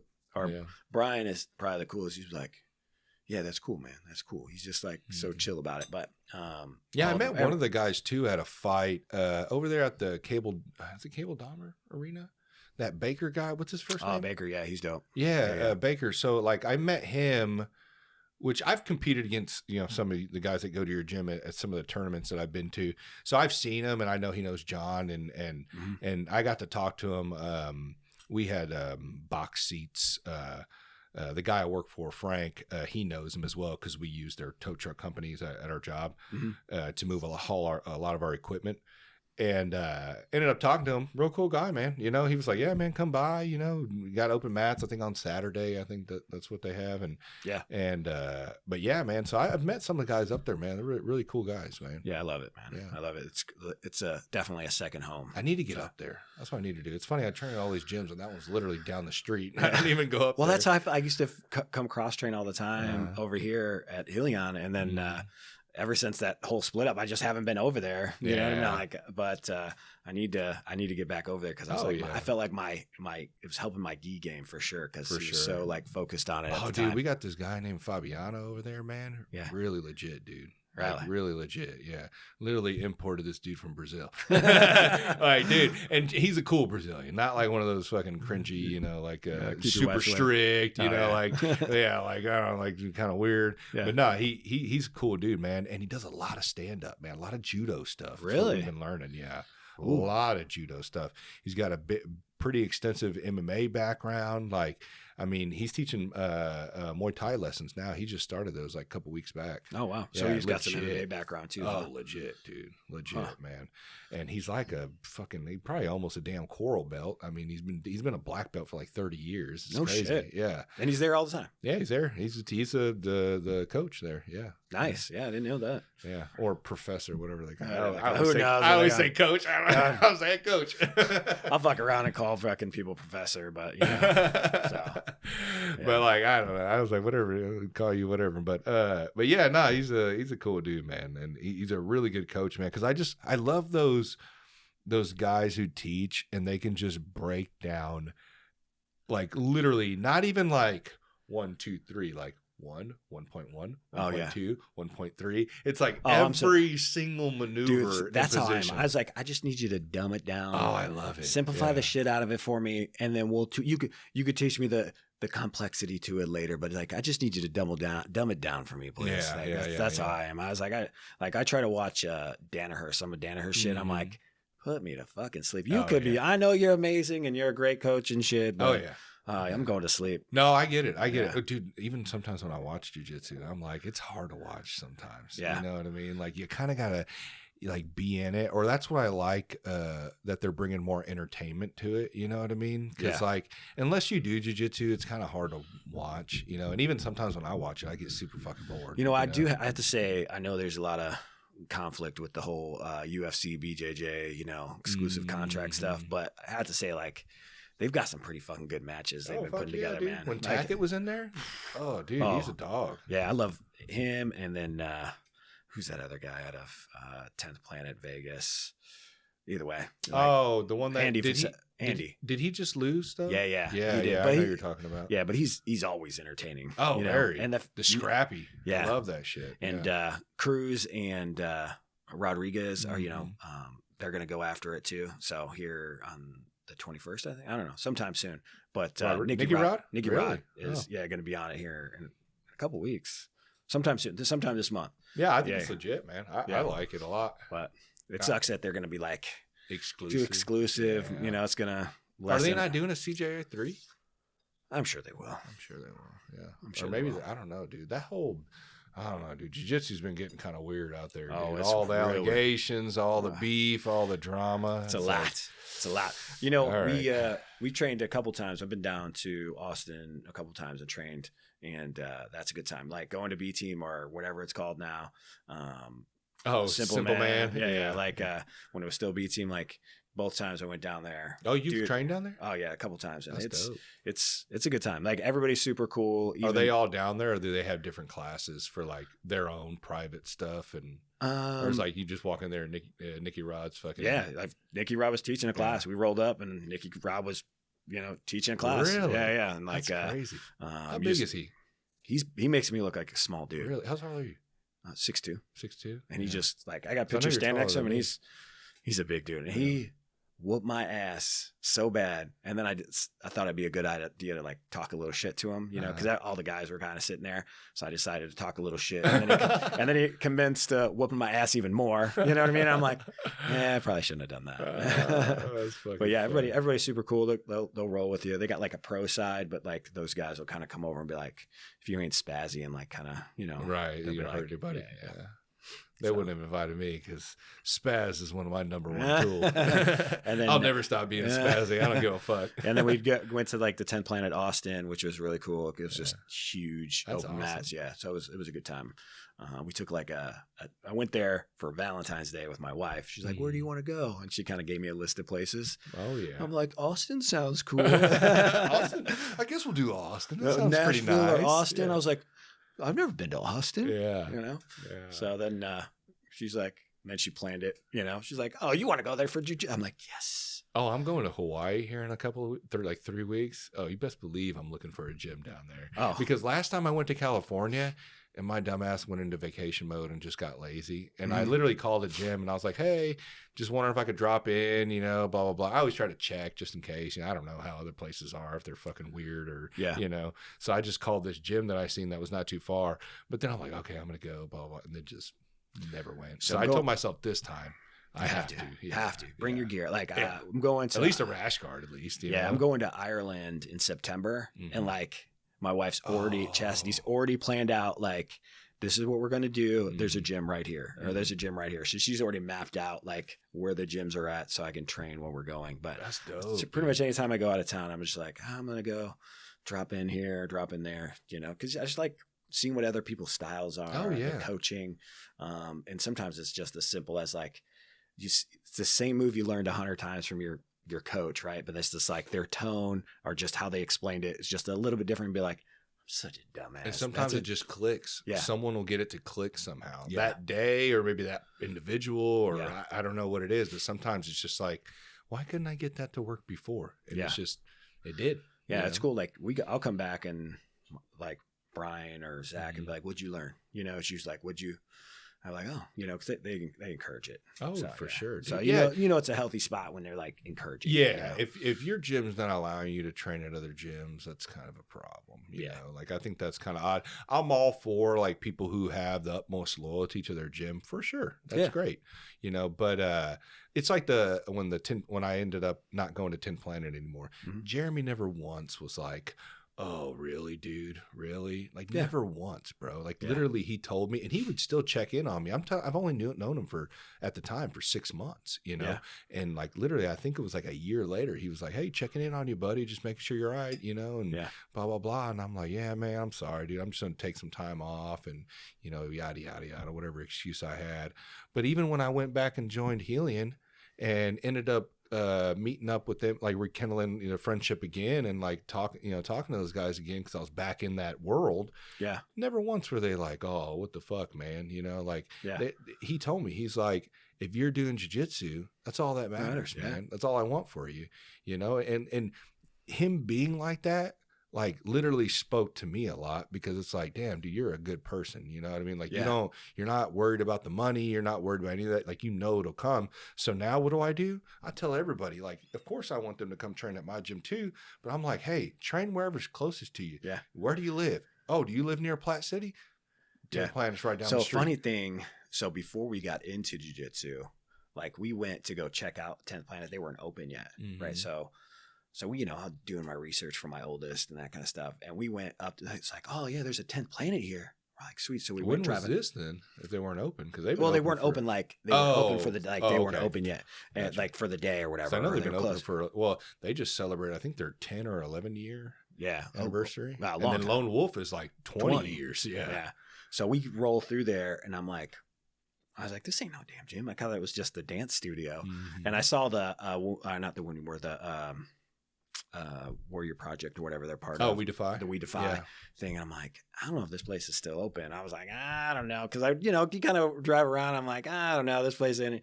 So that's part of the other part. We're like, I think we're going to stay at, and this before we got like hooked into like Ignite, you know, or Glory. We kind of just started there, and I'm like, oh, let's see what other gyms are around us type thing. Right. And then we drove out there, and I'm like, where the fuck is this place? Right. I was like, this is a dance studio now. I know. That's what I thought. I was like, this is just a dance studio now. So I was like, I'll just stay where we're at and that kind of stuff. And then they got a hook in us after a few weeks. So we're like, yeah, this is where we're supposed to be. Oh yeah. So it's real fun in there, man. Good group of guys, man. And they just the way they structure everything up there, man, it's just, you know, really cool, man. You know, they do a lot of cool, just different stuff. You know what I mean? I think that's just so appealing. Talking about different stuff. They love Jeremy. Oh yeah. Oh dude. Yeah. Like I think they've been going up there for probably, I think about a year now. Yeah. And they just come away with just that knowledge. Yeah. So like I said, and then now like Zach's teaching and like helping out a lot with the kids class, the kids program. So now it's like, I was like, dude, my boys are getting coached by two savages, like just great coaches. For sure. I was like, this is dope. So literally a UFC vet and freaking Jeremy, dude, who's been in the game for so long, man. I love, like, if you listen to some of the videos I clipped, and if it's one of his guys that's in the coaching, you could hear just how smooth he is when he's communicating to him, and they all listen. And even like I've watched them coach like James, Vanessa, anyone, like, and he's just so like smooth. And like, you could see them like, and all the guys he had at the white belt tournament, you could hear him just, and they're all like, oh, they know exactly what to do. It was good. And I've always loved the relationship he has with these guys too. Like when after like, you know, a good class over there, like we'll all sit down, we're all talking, and it's crazy, dude, because we'll talk about the craziest of shit. You know what I mean? Yeah. Like in that room. And at the end of the day, it doesn't even matter if we have conflicting views or we don't agree or whatever we're talking. Still, everyone's respect, man. Everyone's hella cool. You know. Like even in we have a chat group, all of us in it, and like we're always talking shit in there, and just like busting each other's balls, and it's like it's just a good time, man. I think that's really what makes a really good coach is having that like that friendship that you have with your guys, you know. Yeah, and I think that's how like part of the reason why we've stayed at Ignite for so long, and it's just how's that like. That's my buddy, man. That's you know what I mean? Like we've done like trips and that kind of stuff together at this point. Like awesome. I know if I could just reach out to him at any minute, he'd be like, what you need, what's going on, that kind of stuff. And like, or just advice about something, and just how, like I said, how supportive he's been with everything, you know, or like he'll see me doing something, you know how it is. Coach will be like, seeing you do something, like, what the fuck are you doing that for? Like, what you call me out. And then just like, he sees me trying to take a restaurant, and he'll be like, it looks like we're partnering up. I'm like, I got you, coach. I got you. Yeah, I see him a lot at Longboards. I'm surprised you guys haven't got a sponsor from there yet. I think he was sponsored back in the day by Longboards. Probably. Like the guy who helps me out with Dom, who helps out with the majority of the episodes. He's pretty much runs that whole operation there. You know, like he's like one of their go-to guys. Been with Longboards for a long time. Really? Yeah. Yeah, he's a good guy, man. Really good guy. And they've got, you know, when you walk in there, you see all the MMA stuff up on the walls. Yeah. Which, Dom, where's the To Bring About podcast photo? We need to get that up on the walls. Yeah, come on, Slacker. Yeah, I know. Come on, man. You literally are the producer of the show, and you're not even helping a brother out. Man. But no, I see him in there a lot of the times because I don't know him, so it's not like I go up to him. Hey, what's up, buddy? Yeah, so but he'd be cool with it. But I always see him. Yeah, you know, he would totally be like, "What's up?" He'll chop it up with you too. Like, yeah, man. It like you just. Like one of the first times I met him, I was sitting on his couch because my son Miles is doing his thing, that kind of stuff. I'm sitting on a couch. He just came over, sat down, and started just like asking about me. You know what I mean? That kind of stuff. I'm like, I don't even know. Like, I didn't know he was a UFC I'm surprised he didn't sit down and was just like, so Stipe. How you been, man? What's your last fight? Yeah, right. That's funny. Yeah, good stuff. Yeah, nah, man, that's hella cool, dude, man. I think what you got going on, man, is just it's really neat, dude. And I only see it progressing from here. Hopefully we get to rooftop level, dude. That'd be freaking awesome. If you know someone's got a rooftop. Someone downtown. Somebody, yeah. Let's fucking find one, dude. We'll find one. I was like, go out there until they kick us out. I was like, yeah, it was like rooftop. I was like, I'd love to get in a hangar, like an airplane hangar. I was like, we're going to pop up. Anyway, like the Berkeley one is good. We can do that one for sure. For sure. That's really kind of what kicked it off is like, as I was. And get in there now before they start building more shit down there. Yeah. Jesus Christ. We figured we'll do it down by where the volleyball courts are. Yeah. That's what I was thinking. Exactly where I was thinking. See, we're on the same page, bro. Oh, brother. Damn, man. I'm going to be at that one for sure. Yeah. That's going to be dope. So like what brought about that was like we were in Austin. And in Austin, they do like every once in a while down by their river in Austin, they'll like do a pop up like once a month on the river. That's where I seen it for. I seen a 10 Planet one that they had a clip of it, and they were all out in this grassy area, and there was like a lake or a stream or something in the background. Yep. And they're all just rolling. And I was like, dude, how dope would that be? Have a cooler full of whatever, and you know, out there, everyone just chilling. You know? Oh, we're gonna do it. We're gonna do it for sure. And that I think it's just, once again, building community, man. Like, why not? I was like, let's get everybody out of the gyms. And if everybody helps, you know what I mean? It. Like even just like the mats. Like, so we're going to use, Zach's got a bunch of old mats sitting in storage. So I'm going to go and grab those for this, you know, this first one. And hopefully we'll have our own mats by the time we do the next one. For sure. And like, we're just going to get these big old mats. They're heavy, but we're just going to get them, tape them together, and it'll pop up. Heavy. I've got one right around the corner over there. That thing's fucking heavy, dude. You need a couple trucks to fucking move that many mats. Yeah, so it's going to be a lot of. He says he's got plenty of mats that are in there, so we're gonna grab those. It'll be cool. It's awesome, man. Well, what else you guys got coming up? You guys got anything else or anything else you want to about the company? Yeah, I mean, we're just you know, Iron Tide Grappling Company. We got our website, irontidegrappling.com. Give us a follow on Instagram, that kind of stuff. That's pretty much the only social media platform that I operate on. Still it's really all you need. That's pretty much, like, that's, you know, trying to figure all the other ones is challenging for me. So if you get Facebook, you can link your Instagram to your Facebook. That's what I do. I don't really get on Facebook, but anytime I post on Instagram, it's automatically linked to my Facebook. So it'll post there automatically. So people have told me I got to get on. I'm like, man, I don't want to do it. There's just so much noise in the Facebook, so I just kind of avoid it. I mean, you're doing good so far. So, I mean, over time, maybe you'll add more, but right now, I mean, just keep riding this wave, And that's the plan. And just get the more we can do, the more people we're going to be able to help, the more grapplers we're going to be able to support. I mean, I would love to see one day that we, we're able to support a grappler going to a trials, you know what I mean? And getting them a flight there, getting them there, that kind of stuff. That'd be badass, and just continue to give back to our community in any way that we can.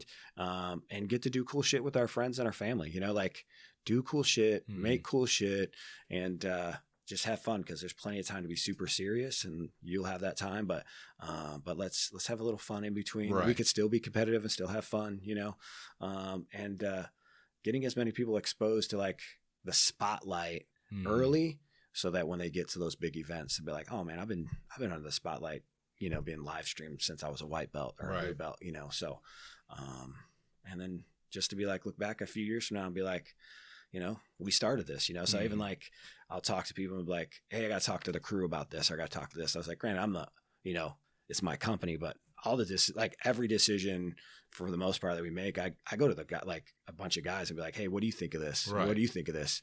You think this is something?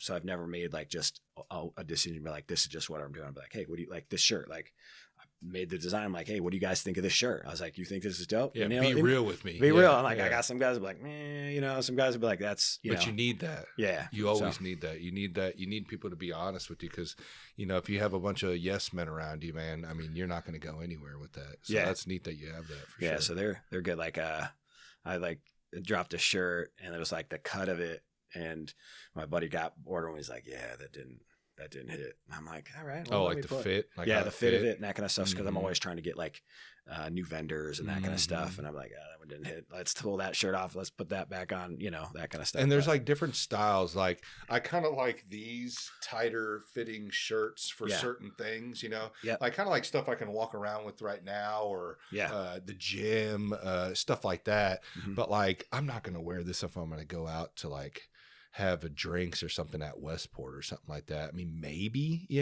but then I like those little heavier tees for that type of, like something like that, like a heavier tee, that you can kind of, a little more stylish. It doesn't look like you're about to go lift some barbells. You know what I mean? My oversized tees that's probably my biggest sellers.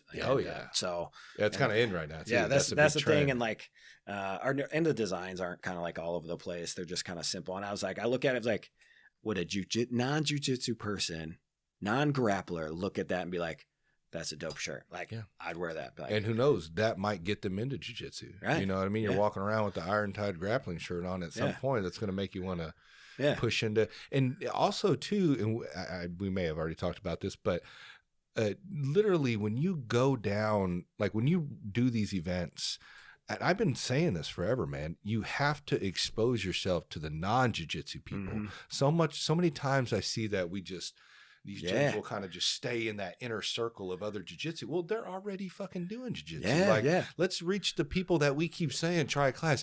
Do you know how scary it is for a normal individual to walk up to a gym? A lot of the times they're not. It's hard enough to get people in a weightlifting gym, like a Planet Fitness, let alone a jiu-jitsu gym. Like, good luck. So, like, if they see us out there at the Berkeley Riverfront or the West Bottoms down there at Blip or on a rooftop somewhere, and with that content, because content is key nowadays, especially with the younger generation, even with my generation, it's like, you have to be able to give to sell, show how cool it is, how appealing it is, how attractive it is. And if you do good camera work and good clips and stuff like that with like, a banger song in the background or instrumental or a dope ass edit, like I just watched the other day. I gotta figure out how to get the music in there. I haven't got the music in just yet. Usually. Oh, really? Yeah, and it depends too, because there's like copyright laws and all that stuff. So you got to be careful of that. A lot of the times you can just, if you're going to create a reel, you can just add the song in with it. I'll show you after the show how you can do that. But if you do add it in post, I don't know what you use for your video editing software, but do you just kind of do everything on your phone, or how do you do it in your phone laptop? On my laptop? Yeah. Yeah, because I use DaVinci Resolve for my podcast stuff, and it's pretty nice. You know, that way you can kind of chop everything up, put everything together, and have like a full, like if you wanted to make a 3-hour video like I do, or a 2-hour video, you can do that on there. It's pretty easy. It takes a little bit to get comfortable with and get used to, but it's nothing that ChatGPT or YouTube can't teach you. You know, I mean, it just takes time. Yeah. But yeah, if you can make that dope ass content and literally sell that, like, I mean, I'm telling you, more people will come, man. Like, don't get me wrong. There's a lot of sissies out there, you know. Yeah, there's gonna be a lot of dudes that are going to be like, I don't need that shit. You know, I'll just turn red. Yeah. I'm like, oh, I love that one. That's my favorite. Be like, oh, you don't want that. When I lose my cool, it's over. I was a wrestler in high school. Oh, dude, I love the wrestler guys. in high school. Yeah. It's like, well, how old are you? Oh, 35, 40.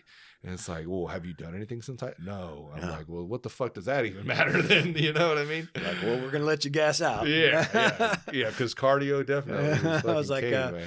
we're gonna let you do your thing, and then you don't choke in wrestling. But I tell you what, wrestling is a amazing background though, and you get a wrestler that knows some jujitsu. They're scary but you know, you can't like these guys that hold on to high school as if it's like somehow gonna magically that level of athleticism is gonna pop up 20 years later. Yeah, it's not. Even if you're a black belt, if you stop training jiu-jitsu for the next 20 years, what do you think you're going to be? Well, it's like they say they forget more stuff than we've learned, those black belts, right? Yeah. Like it's just because they've done so much, and there's just so much stuff they've learned that they've forgotten, you know what I mean, type thing. And, right. I mean, that's real. That's real. So yeah, and so I think if once this starts to continue, I believe that your stuff's going to grow and grow and grow, man. And however I can help, let me know. I'll share whatever we can do. Yeah, man. I believe in your movement, man. Yeah, well, yours too, man. I think it's dope just because I remember rolling with you when you were a white belt, and well, we were that was a long time ago. Yeah, that's what's awesome. Like, so that's looking back at the podcast. I know when I had seen you at that, I was like, damn, I haven't seen you in a while, man. When I seen you at that tournament. Yeah. And your podcast has come a long way, and like you're out there killing it too. So I was like watching. I was like, you're going against one of my buddies too. I'm like, damn. I was like, he's looking good, man. Let's go. Max is a dog too. Max is good. So I was like, that's which one was he? In the gi or no gi? Gi. Oh, gi. Mac. Okay. Yeah. You scored a massive amount of points. I think you had a lot of points. Oh, really? I saw it, yeah. But yeah, I think I won. For some reason, I was hitting 9 every match that I had. I had maybe 1 or 2 submissions. I can't remember, but and then I had a couple of matches that I had 9-0 or 9-2 or whatever it was. Yeah. It was so I was like, for some reason, I'm hitting fucking 9, and I hate point. I'm not a real big point guy. Like to me, if I get I don't know if you see me afterwards, I was kind of bummed because I want that submission. And I know people are like, well, this is the name of the game, but for some reason, it's just that submission is just satisfying to me. It's like I know I won. Yeah. You know what I mean? Yeah. There's no doubt. No doubt. And it's like your technique kind of work. But I kind of lie. I point people all the time because I'm just so hunting for positions, and then I'm like, I'm not knocking. If that's what your thing is, I'm not. No. I love the submission part. It's just I feel like I just maybe I'm just getting to my points, and I'll hold that position. Then I'll be like, it's the name of the game. And then I got to start hunting for those submissions and that kind of stuff. Like I remember the last time I competed in Orlando, my first match, I was just going. I thought I was getting to all these positions, and I wasn't getting any points for one reason or another. And it went to overtime. I'm like. And I looked at Zach like, what the hell just happened? He goes, I was like, I ain't got time to think about it and worry about it because I was cooking the guy. And I was like, all right, I just got to make sure I take this guy down, get my points. And then, and then the next, I had to go against him again. And then I got this submission on him. But I was like, yes, that's what I wanted. Like you said, awesome. It's just so much better when you get the submission. It is, man. It's just it's a very rewarding feeling, you know, because you feel like everything you worked up to, everything that you pieced together, it's all coming together and it's working. Yeah. For some reason, that submission is it's that last bow on the present right there. And the funny thing is I clown on my boys all the time for the submission I hit. I'm like, that shit don't work. I was like, that's a little bitch ass submission. I was like, no. And then sure enough, I freaking get somebody who was like an Americana, and I'm like, so I was dogging my boys about it just like a couple weeks before. Yeah. And then I hit it and I tell them about it. They're like, I thought it didn't work, Dad. I'm like, hey, it worked that day. It worked that day. So, hey, brother, I really appreciate you coming on, man. We definitely got to hang out more, dude. I got to get up there and train with you guys up at Ignite. I don't know why I've been not – I don't know what the hell's wrong. I literally tell myself all the time it's right down the street. I think just because like you schedule, it kind of just kind of works out better. Like Sundays work out a lot better for me. Mm-hmm. I don't know if they do anything on Sundays there, do they? No. No, and so that's why I kind of tend to go down to a live, or I'll, I try to make time to get up to 10 Planet when I can. But no, I definitely need to get in at Ignite too. It's a great gym. Oh man. I mean, killers, in there, man. So, oh yeah, man. They got them all. They got them all. Especially because they had just the MMA back. Yeah.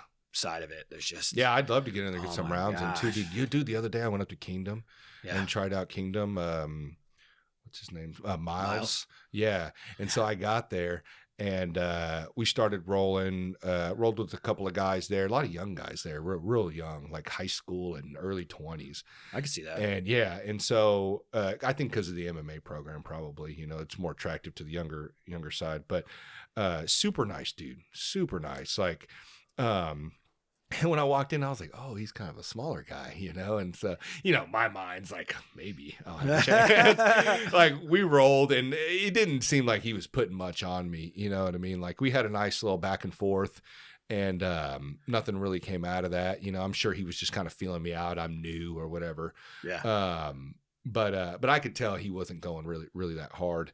And then, but when we sparred, because they were like, all right, we're going to put gloves on, blah, blah. And I was like, oh, God, I brought my shit. Yeah. And so, and I hadn't sparred in like, I don't know, maybe a couple months. And we used to do a lot at Helium, but they stopped the kickboxing stuff we were doing for a while. Mm-hmm. And then I had done some Muay Thai stuff with a buddy of mine, Sam. We were training a lot at work, dude. We'd go on lunch break. And this dude, he's had like 30 fights. It's funny, when I first met him, he actually used to train at Ignite too. Okay. He had like 30 MMA fights, man. Real cool dude. But when you see him, you would never have thought, you're just like this real humble, cool ass, kind of nerdy guy. Yeah. And so on lunch break, we'd always take like an extra lunch, and we'd be out there, and we'd be like surrounded by all these pallets and just beating the shit out of each other, dude. Like literally on the other side of the warehouse. Where the cameras can't see. Yeah, where the cameras couldn't see, dude. And we're just sitting there, and we'd just come back out all sweaty, bloody nose and shit. Like very Fight Club-esque. Yeah, very Fight Club, yeah.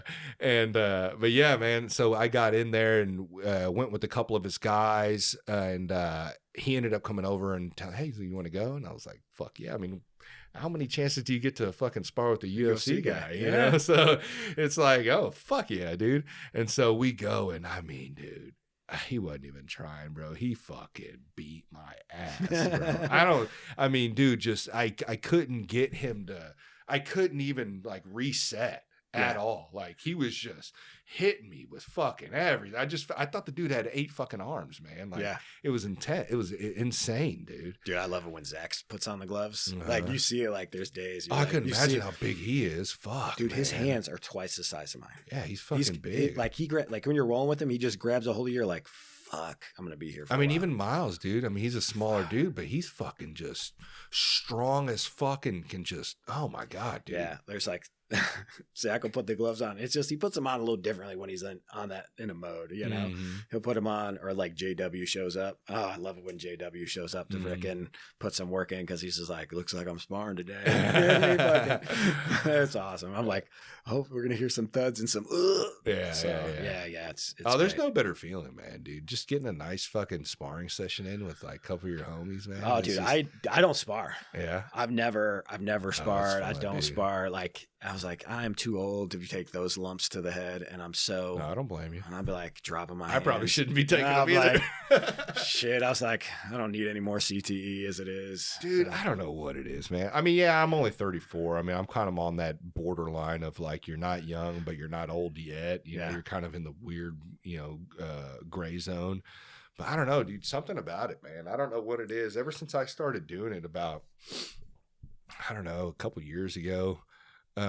Started really getting into it, and I don't train as enough now, especially, and I really need to. I need to find. It just sucks because we don't really have it there. Mm-hmm. So like I'd have to go up. I'd have to split again. Yeah. And it's just lately my time has just been kind of taken up with the whole family podcast, my injuries. I've been trying to deal with that because they were getting excessive, man. I mean, I was getting like 3 bulging discs a year. Oof. And they kill me every time. Like at work, you know, it affects my work, my home life. And so I'm really trying to get this corrected so I can get back into it with a lot fresher, healthier body, you know.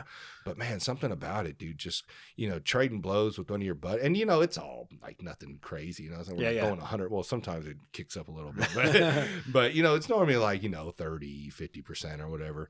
And it's just fun, man, you know, and it's almost like how jiu-jitsu feels, like a chess, you know.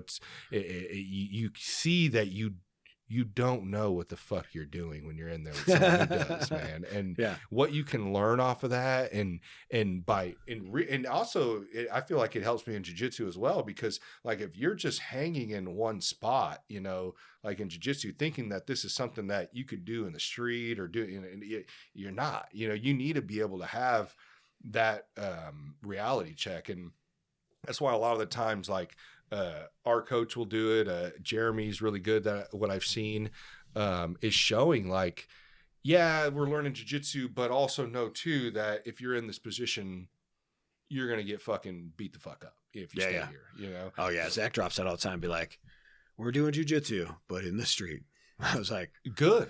And I think that needs to be looked at more, you know, and rather than just sport, like, you know, a majority of us are here so that way we can utilize this in a real life scenario. Whether or not it's going to happen or not, you know, it's always about staying ready, you know? So if you can have that mindset and you can have that actual legit training, you won't get fucked up as bad out in the street. I have to say it's mellowed because I'm always amped up, and it's like just more energy I know what to do with. But since I started rolling, like, you know, 3 years ago, like it's like mellowed my ass out. My wife tells me like, your ass needs to go train. Yeah. Like she knows when I know the same feeling. She was like, she knows when I have when you start getting in your head and get anxious, that kind of stuff. Like for instance, I didn't roll like probably the last couple of weeks. Since last week, I messed up my back, so then I was like bird dogging it and doing all this stuff, just trying to like slowly rehabbing it back now, and then this week with everything going on, so I haven't like trained a whole bunch, and she can tell. My kids can tell, you know. And it's like, why didn't you do the dishes? But it's not a bad thing, though. I think every man needs that. I've said this many times on the show. It's a releasing of that energy, especially a lot of males deal with that built up. Like you got to let that aggression out. You got to let that shit, because you're going to make yourself go crazy. I mean, dude, when I was in my 20s, man, how much of a bitch I acted now that I look back. And it's like, really, dude? Like you weren't being a man, you know, like you were being almost a female type, you know, like bitchy, complaining, beta always trying to fight, argue. And it's like, what the fuck for? And literally when I got into jiu-jitsu, bro, like it mellowed my ass out. One, it humbled my ass. Oh, yeah. You know what I mean? And that's really what I needed, an ego check. And it's like, because I always kind of knew, but you lie to yourself. You know what I mean? Yeah. And then it shows you like respect for violence. You know what I mean? Because like before that, I didn't have respect for violence, because how many times did I really get beat up? Really not very many. I got into some fights in high school, you know, very, very little, you know, and when you're an adult, you don't really get into any altercations, really. Adults, like, don't, you know what I mean? But right. A functioning human doesn't. Usually doesn't. You know, like, don't get me wrong, I was at so definitely a lot of parties I probably shouldn't have been at. The shit popped off, you know what I mean? But like it's not a lot. It's not like you doing jiu-jitsu or doing MMA 3-4 times a week type physical, you know, like dealing with that you know, person to person that physical contact, that combat, you know. And that's a different feeling, man. Like it's it really kind of opens up your eyes to, oh shit, like that hurts, you know, like I don't want that. Like it gives you respect for not wanting to inflict that on anybody else, like another person, you know, like because you would think like, oh well, if you train, you're going to be more aggressive. But you're really not. No, it mellows you out more. 100%. Like one of my training partners, Cade, love this guy, and he fucks me up all the time. I would love to be his dad. Hands down. I think him and his dad. I'm as old as his dad, if not older than his dad. You're like me and his dad are friends. You know what I mean? Like, and it's just having that like respect for even like someone that's that much younger than me, their game, and how much time and effort they put into it. Because like if I didn't train before and maybe I saw him on the street, I'd be like, "You're a fucking kid." You know what I mean? What are you gonna do to me? Yeah, you're a fucking kid. But he's just he gives me more shit than probably anybody in the gym, hands down. But he fucks my ass up all the time. But to just being an older guy and to go in and be like, all right, I'm going to get fucked up by these kids, and kind of putting my ego aside and be like, you're going to get fucked up today. One, because you're an old fucking dude trying to do a young man's game, but there's still a place for me there. And, for sure. You know what I mean? And it's only making you better. Yeah. You know what I mean? Because I always tell myself this, no matter how cringy it may sound, the better I get in there, the more confident I feel in the real world, because I know these fucking, like I'll have guys try to talk shit or like try to act like this. And I think they think I'm going to somehow feel threatened or become some type of like, I have to one up you. And it's like, I don't give a fuck, dude. Yeah. There's a 3-day trial at my gym. You can come by anytime that you would like. It's usually what I offer to people. Yeah. Especially like when I remember one time I had an issue with one of the guys at my job, and he said something crazy to me one time. He was like, fuck you or something like that. And I was like, oh, really? And I was like, well, they offer a 3-day trial at my class if you'd ever like to come up and try it out. You know what I mean? If you really want me to go fuck off, Yeah. And it's because it's like, you act like a tough guy. You act like this, blah, blah, blah. It's like, dude, I go to a gym where these dudes are actually fucking tough, man. Yeah. Like, fucking tough. I'm a bitch compared to all my buddies. Oh, I say that all the time, bro. I'm like, dude, I said this one time on the show. I was like, you come spar me or come roll with me and know that I'm here. Yeah. There are guys that are fucking here, dude. Yeah. Like we're not even the same hemisphere, not even, bro. No. Like go spar James. Yeah. Good luck, Good buddy. luck. Yeah. Good luck. Or not even that, not even a big dude like that. Go fucking spar somebody small. There's this go spar kid, an amateur fighter. Dude, there's this kid, Zach, young emo Zach. I don't know what we call him. Just this kid, young kid Zach. And he doesn't look like he could hurt. He looks like emo Zach. He's just this, like, I don't know. He's just a silly looking kid, but he has gotten good. Like his sparring game looks good. He's had some close fights. He's getting some amateur fights, but and he puts in a lot. He just puts in a lot of work, and it's like you wouldn't expect this little kid to freaking he'd put it on you. He'd put it on you. Right, with his emo hair and everything. Yeah, man. That's what I'm saying. And once you start, then that just shows anybody can learn, man. You know. And I get it. Not everyone's going to be up to the level or whatever, but you can learn and get better than the person that doesn't. Yeah. And that's the whole goal. You know what I mean? Is to get to. It gives you confidence. Yeah. It gives you respect because you understand the pecking order now. It teaches you. I feel like it kind of like.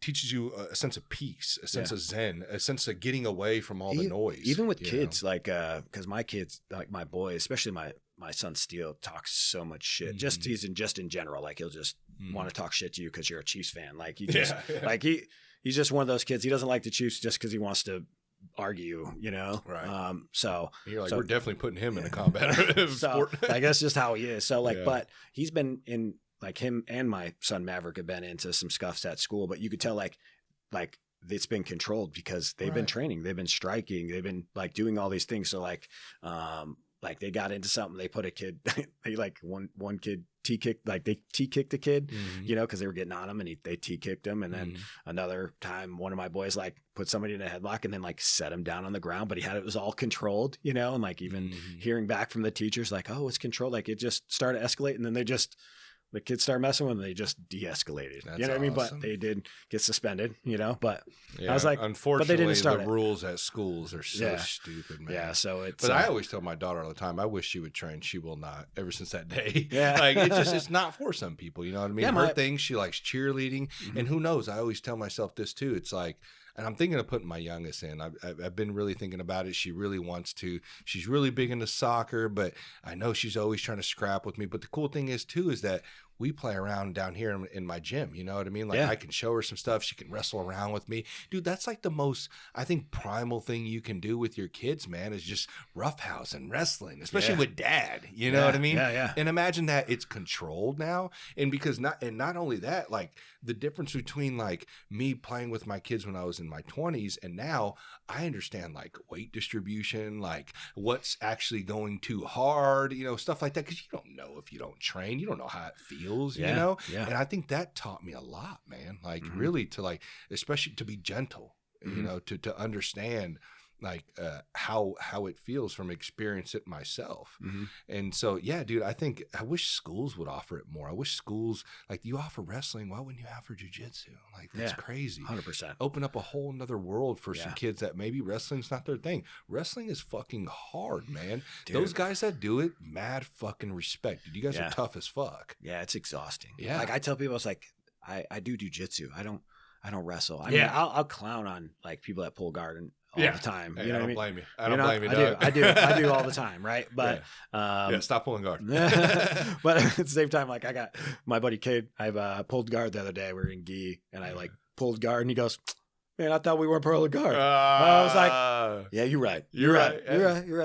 You got me. You got me." He's like, "Yeah." So he dogged me a good bit, and but yeah, I think, you know, just martial arts in itself and kids doing it, whatever it is huge. Like my daughter, Ramsey, like she's done it on and off for a while, but she's like allergic to sweating is what we say, you know. So, oh, dude, that's my oldest, bro. Yeah, she's just like allergic to sweating. I'm like, I get it. That's literally my oldest. But she just gets so much anxiety even to this day, and she's competed in it and everything, and to this day, she still gets tons of anxiety when she goes in. And we got, we probably get 10 girls on a, you know, at a nogi. Like we get, it's growing from the female side. Yeah. I mean, a lot of it has to do with Vanessa. I mean, she comes in, she's a dog. That's awesome. So then she's got other people that are starting to be, they're becoming dogs, and they just get, they have their group, and they all just go at it. And you could see it, just them all getting better, you know, and so my daughter would drop in every once in a while, but she's got way too much anxiety. So I was like, I'm not going to make her do it at this point, you know, but I was like, if you want to come, you can come. They can always come back. Yeah. You know what I mean? Like, it's not like a one and done. Maybe it will be, maybe it won't. You know, that's the same thing for my oldest. It's like, she may not want it now, but as she sees her dad go on, maybe her younger sister getting into it at some point, she may see a value in it, you know? And really, I wish more females would do it anyways. It's like, dude, do you know what killer workout you could get? Like, roll. You don't have to roll with men. Yeah. Just roll with the females there. Well, my wife, she was rolling at Helion, because that's the gym she went to.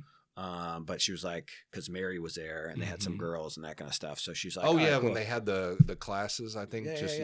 So she's like, all right, I'll do it. Female class, this, that, and the other. She's like, I'm in, you know. So then, and then that kind of dissolved, and it was like, so then my wife was like, I'm out, and I was like, well, you know, there was no other female classes, so it's been so long since then. She's like, I'd do it if it was like she had chicks to roll with, that kind of stuff. She's like, I don't want no dudes sweating on me. I was like, yeah, I get it. I don't blame you. I don't blame you. So no, for sure. And I think there's other gyms that are offering. I think Alive might be doing something like that. I know they're trying to. I know Randy at our gym, Randy Rudman. I don't know if you know the Rudmans. I've seen them. They've been there for a while. They really good family, and she's tried to start an all girl at one point, but it's just hard. It's hard to just find enough females to be able to get in there and do a class. But I don't get it, man, because, you know, all these girls, they don't want to do the gym. It's intimidating, or, you know, it's like lifting weights. It's like, I don't really want to do it.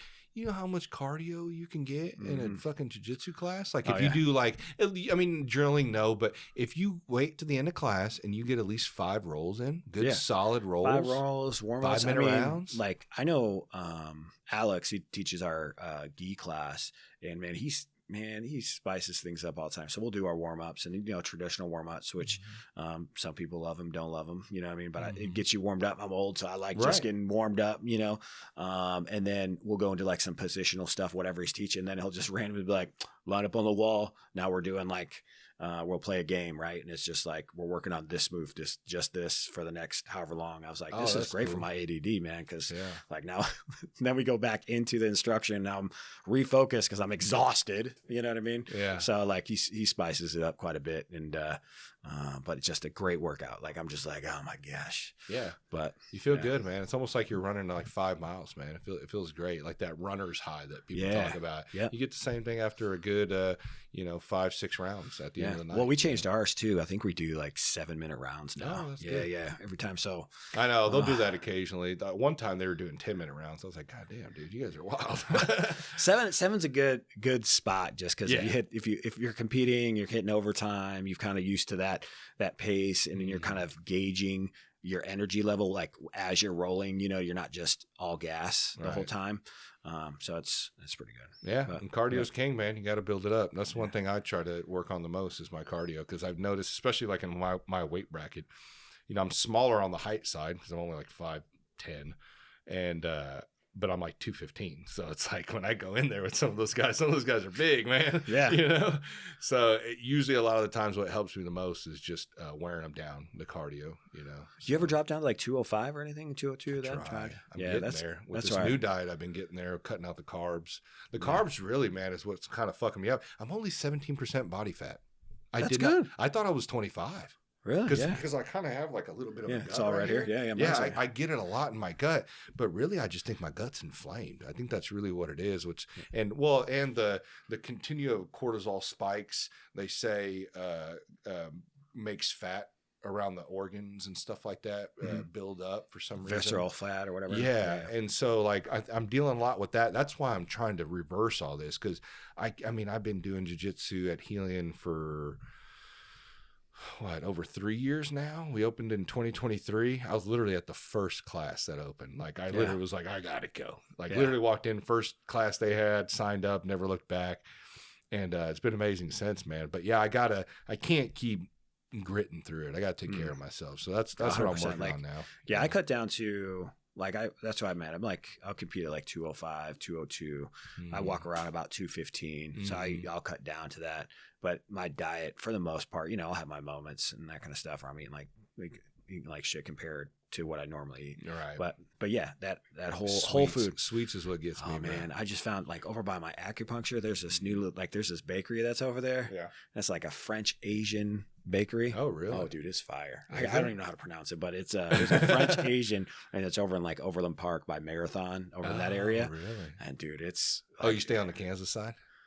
No, I just live up there, probably 5 minutes from you. Oh, okay. Yeah. Nice. And but my acupuncture lady, that's where she's at. So so I'll go there on a Friday, and I'll be like, I need to go to Marathon too. I'm glad you brought that up. Yeah, I got to go against that guy again. I got to find him. I'm going to find you. I'm going to go against you. I don't know if I'm going to win, but I'm going to try. Yeah, I know who you're talking about. He's good. Yeah, he's jacked. He's really good. Yeah. Really good. But I got to roll with that dude again. Like that shit's fucking itching at me. And I want to check out Marathon. I heard it's a great gym. Oh, they got it. Their open mats on Saturday are on point. Yeah. Yeah, because it's what's his name? Trey. That owns that gym, right? Yeah, he seemed like a pretty good dude. He's cool. He's cool. Yeah, he's got a good jiu-jitsu community going over there. Yeah, he's UFC as well, right? Yep. Yeah. Crazy, dude. Kansas City, just UFC guys everywhere, man. Oh, no one, I don't think people know that or really. Yeah, even 5 years ago, there was even more. That's what's crazy. 5 years ago, there was more? Really? Yeah, we'll talk offline. That's crazy. But yeah, because the one that Rob Kimmons, I don't know if you know Rob, he was actually, from what he told me, like one of the first ones in the UFC, like way back in the day, dude. But I train with him every now and then when he comes up there, or whenever we meet. Our schedules are kind of different. But man, that guy's a dog, dude. Dog, man. But yeah, brother. No, dude, I appreciate you coming by, man. This is awesome. Yeah, you're welcome back anytime, dude. Yeah, thanks for having me, man. And just come out and get some rolls, dude, and let's have some fun. Will do, man. All right. Appreciate it. Yep.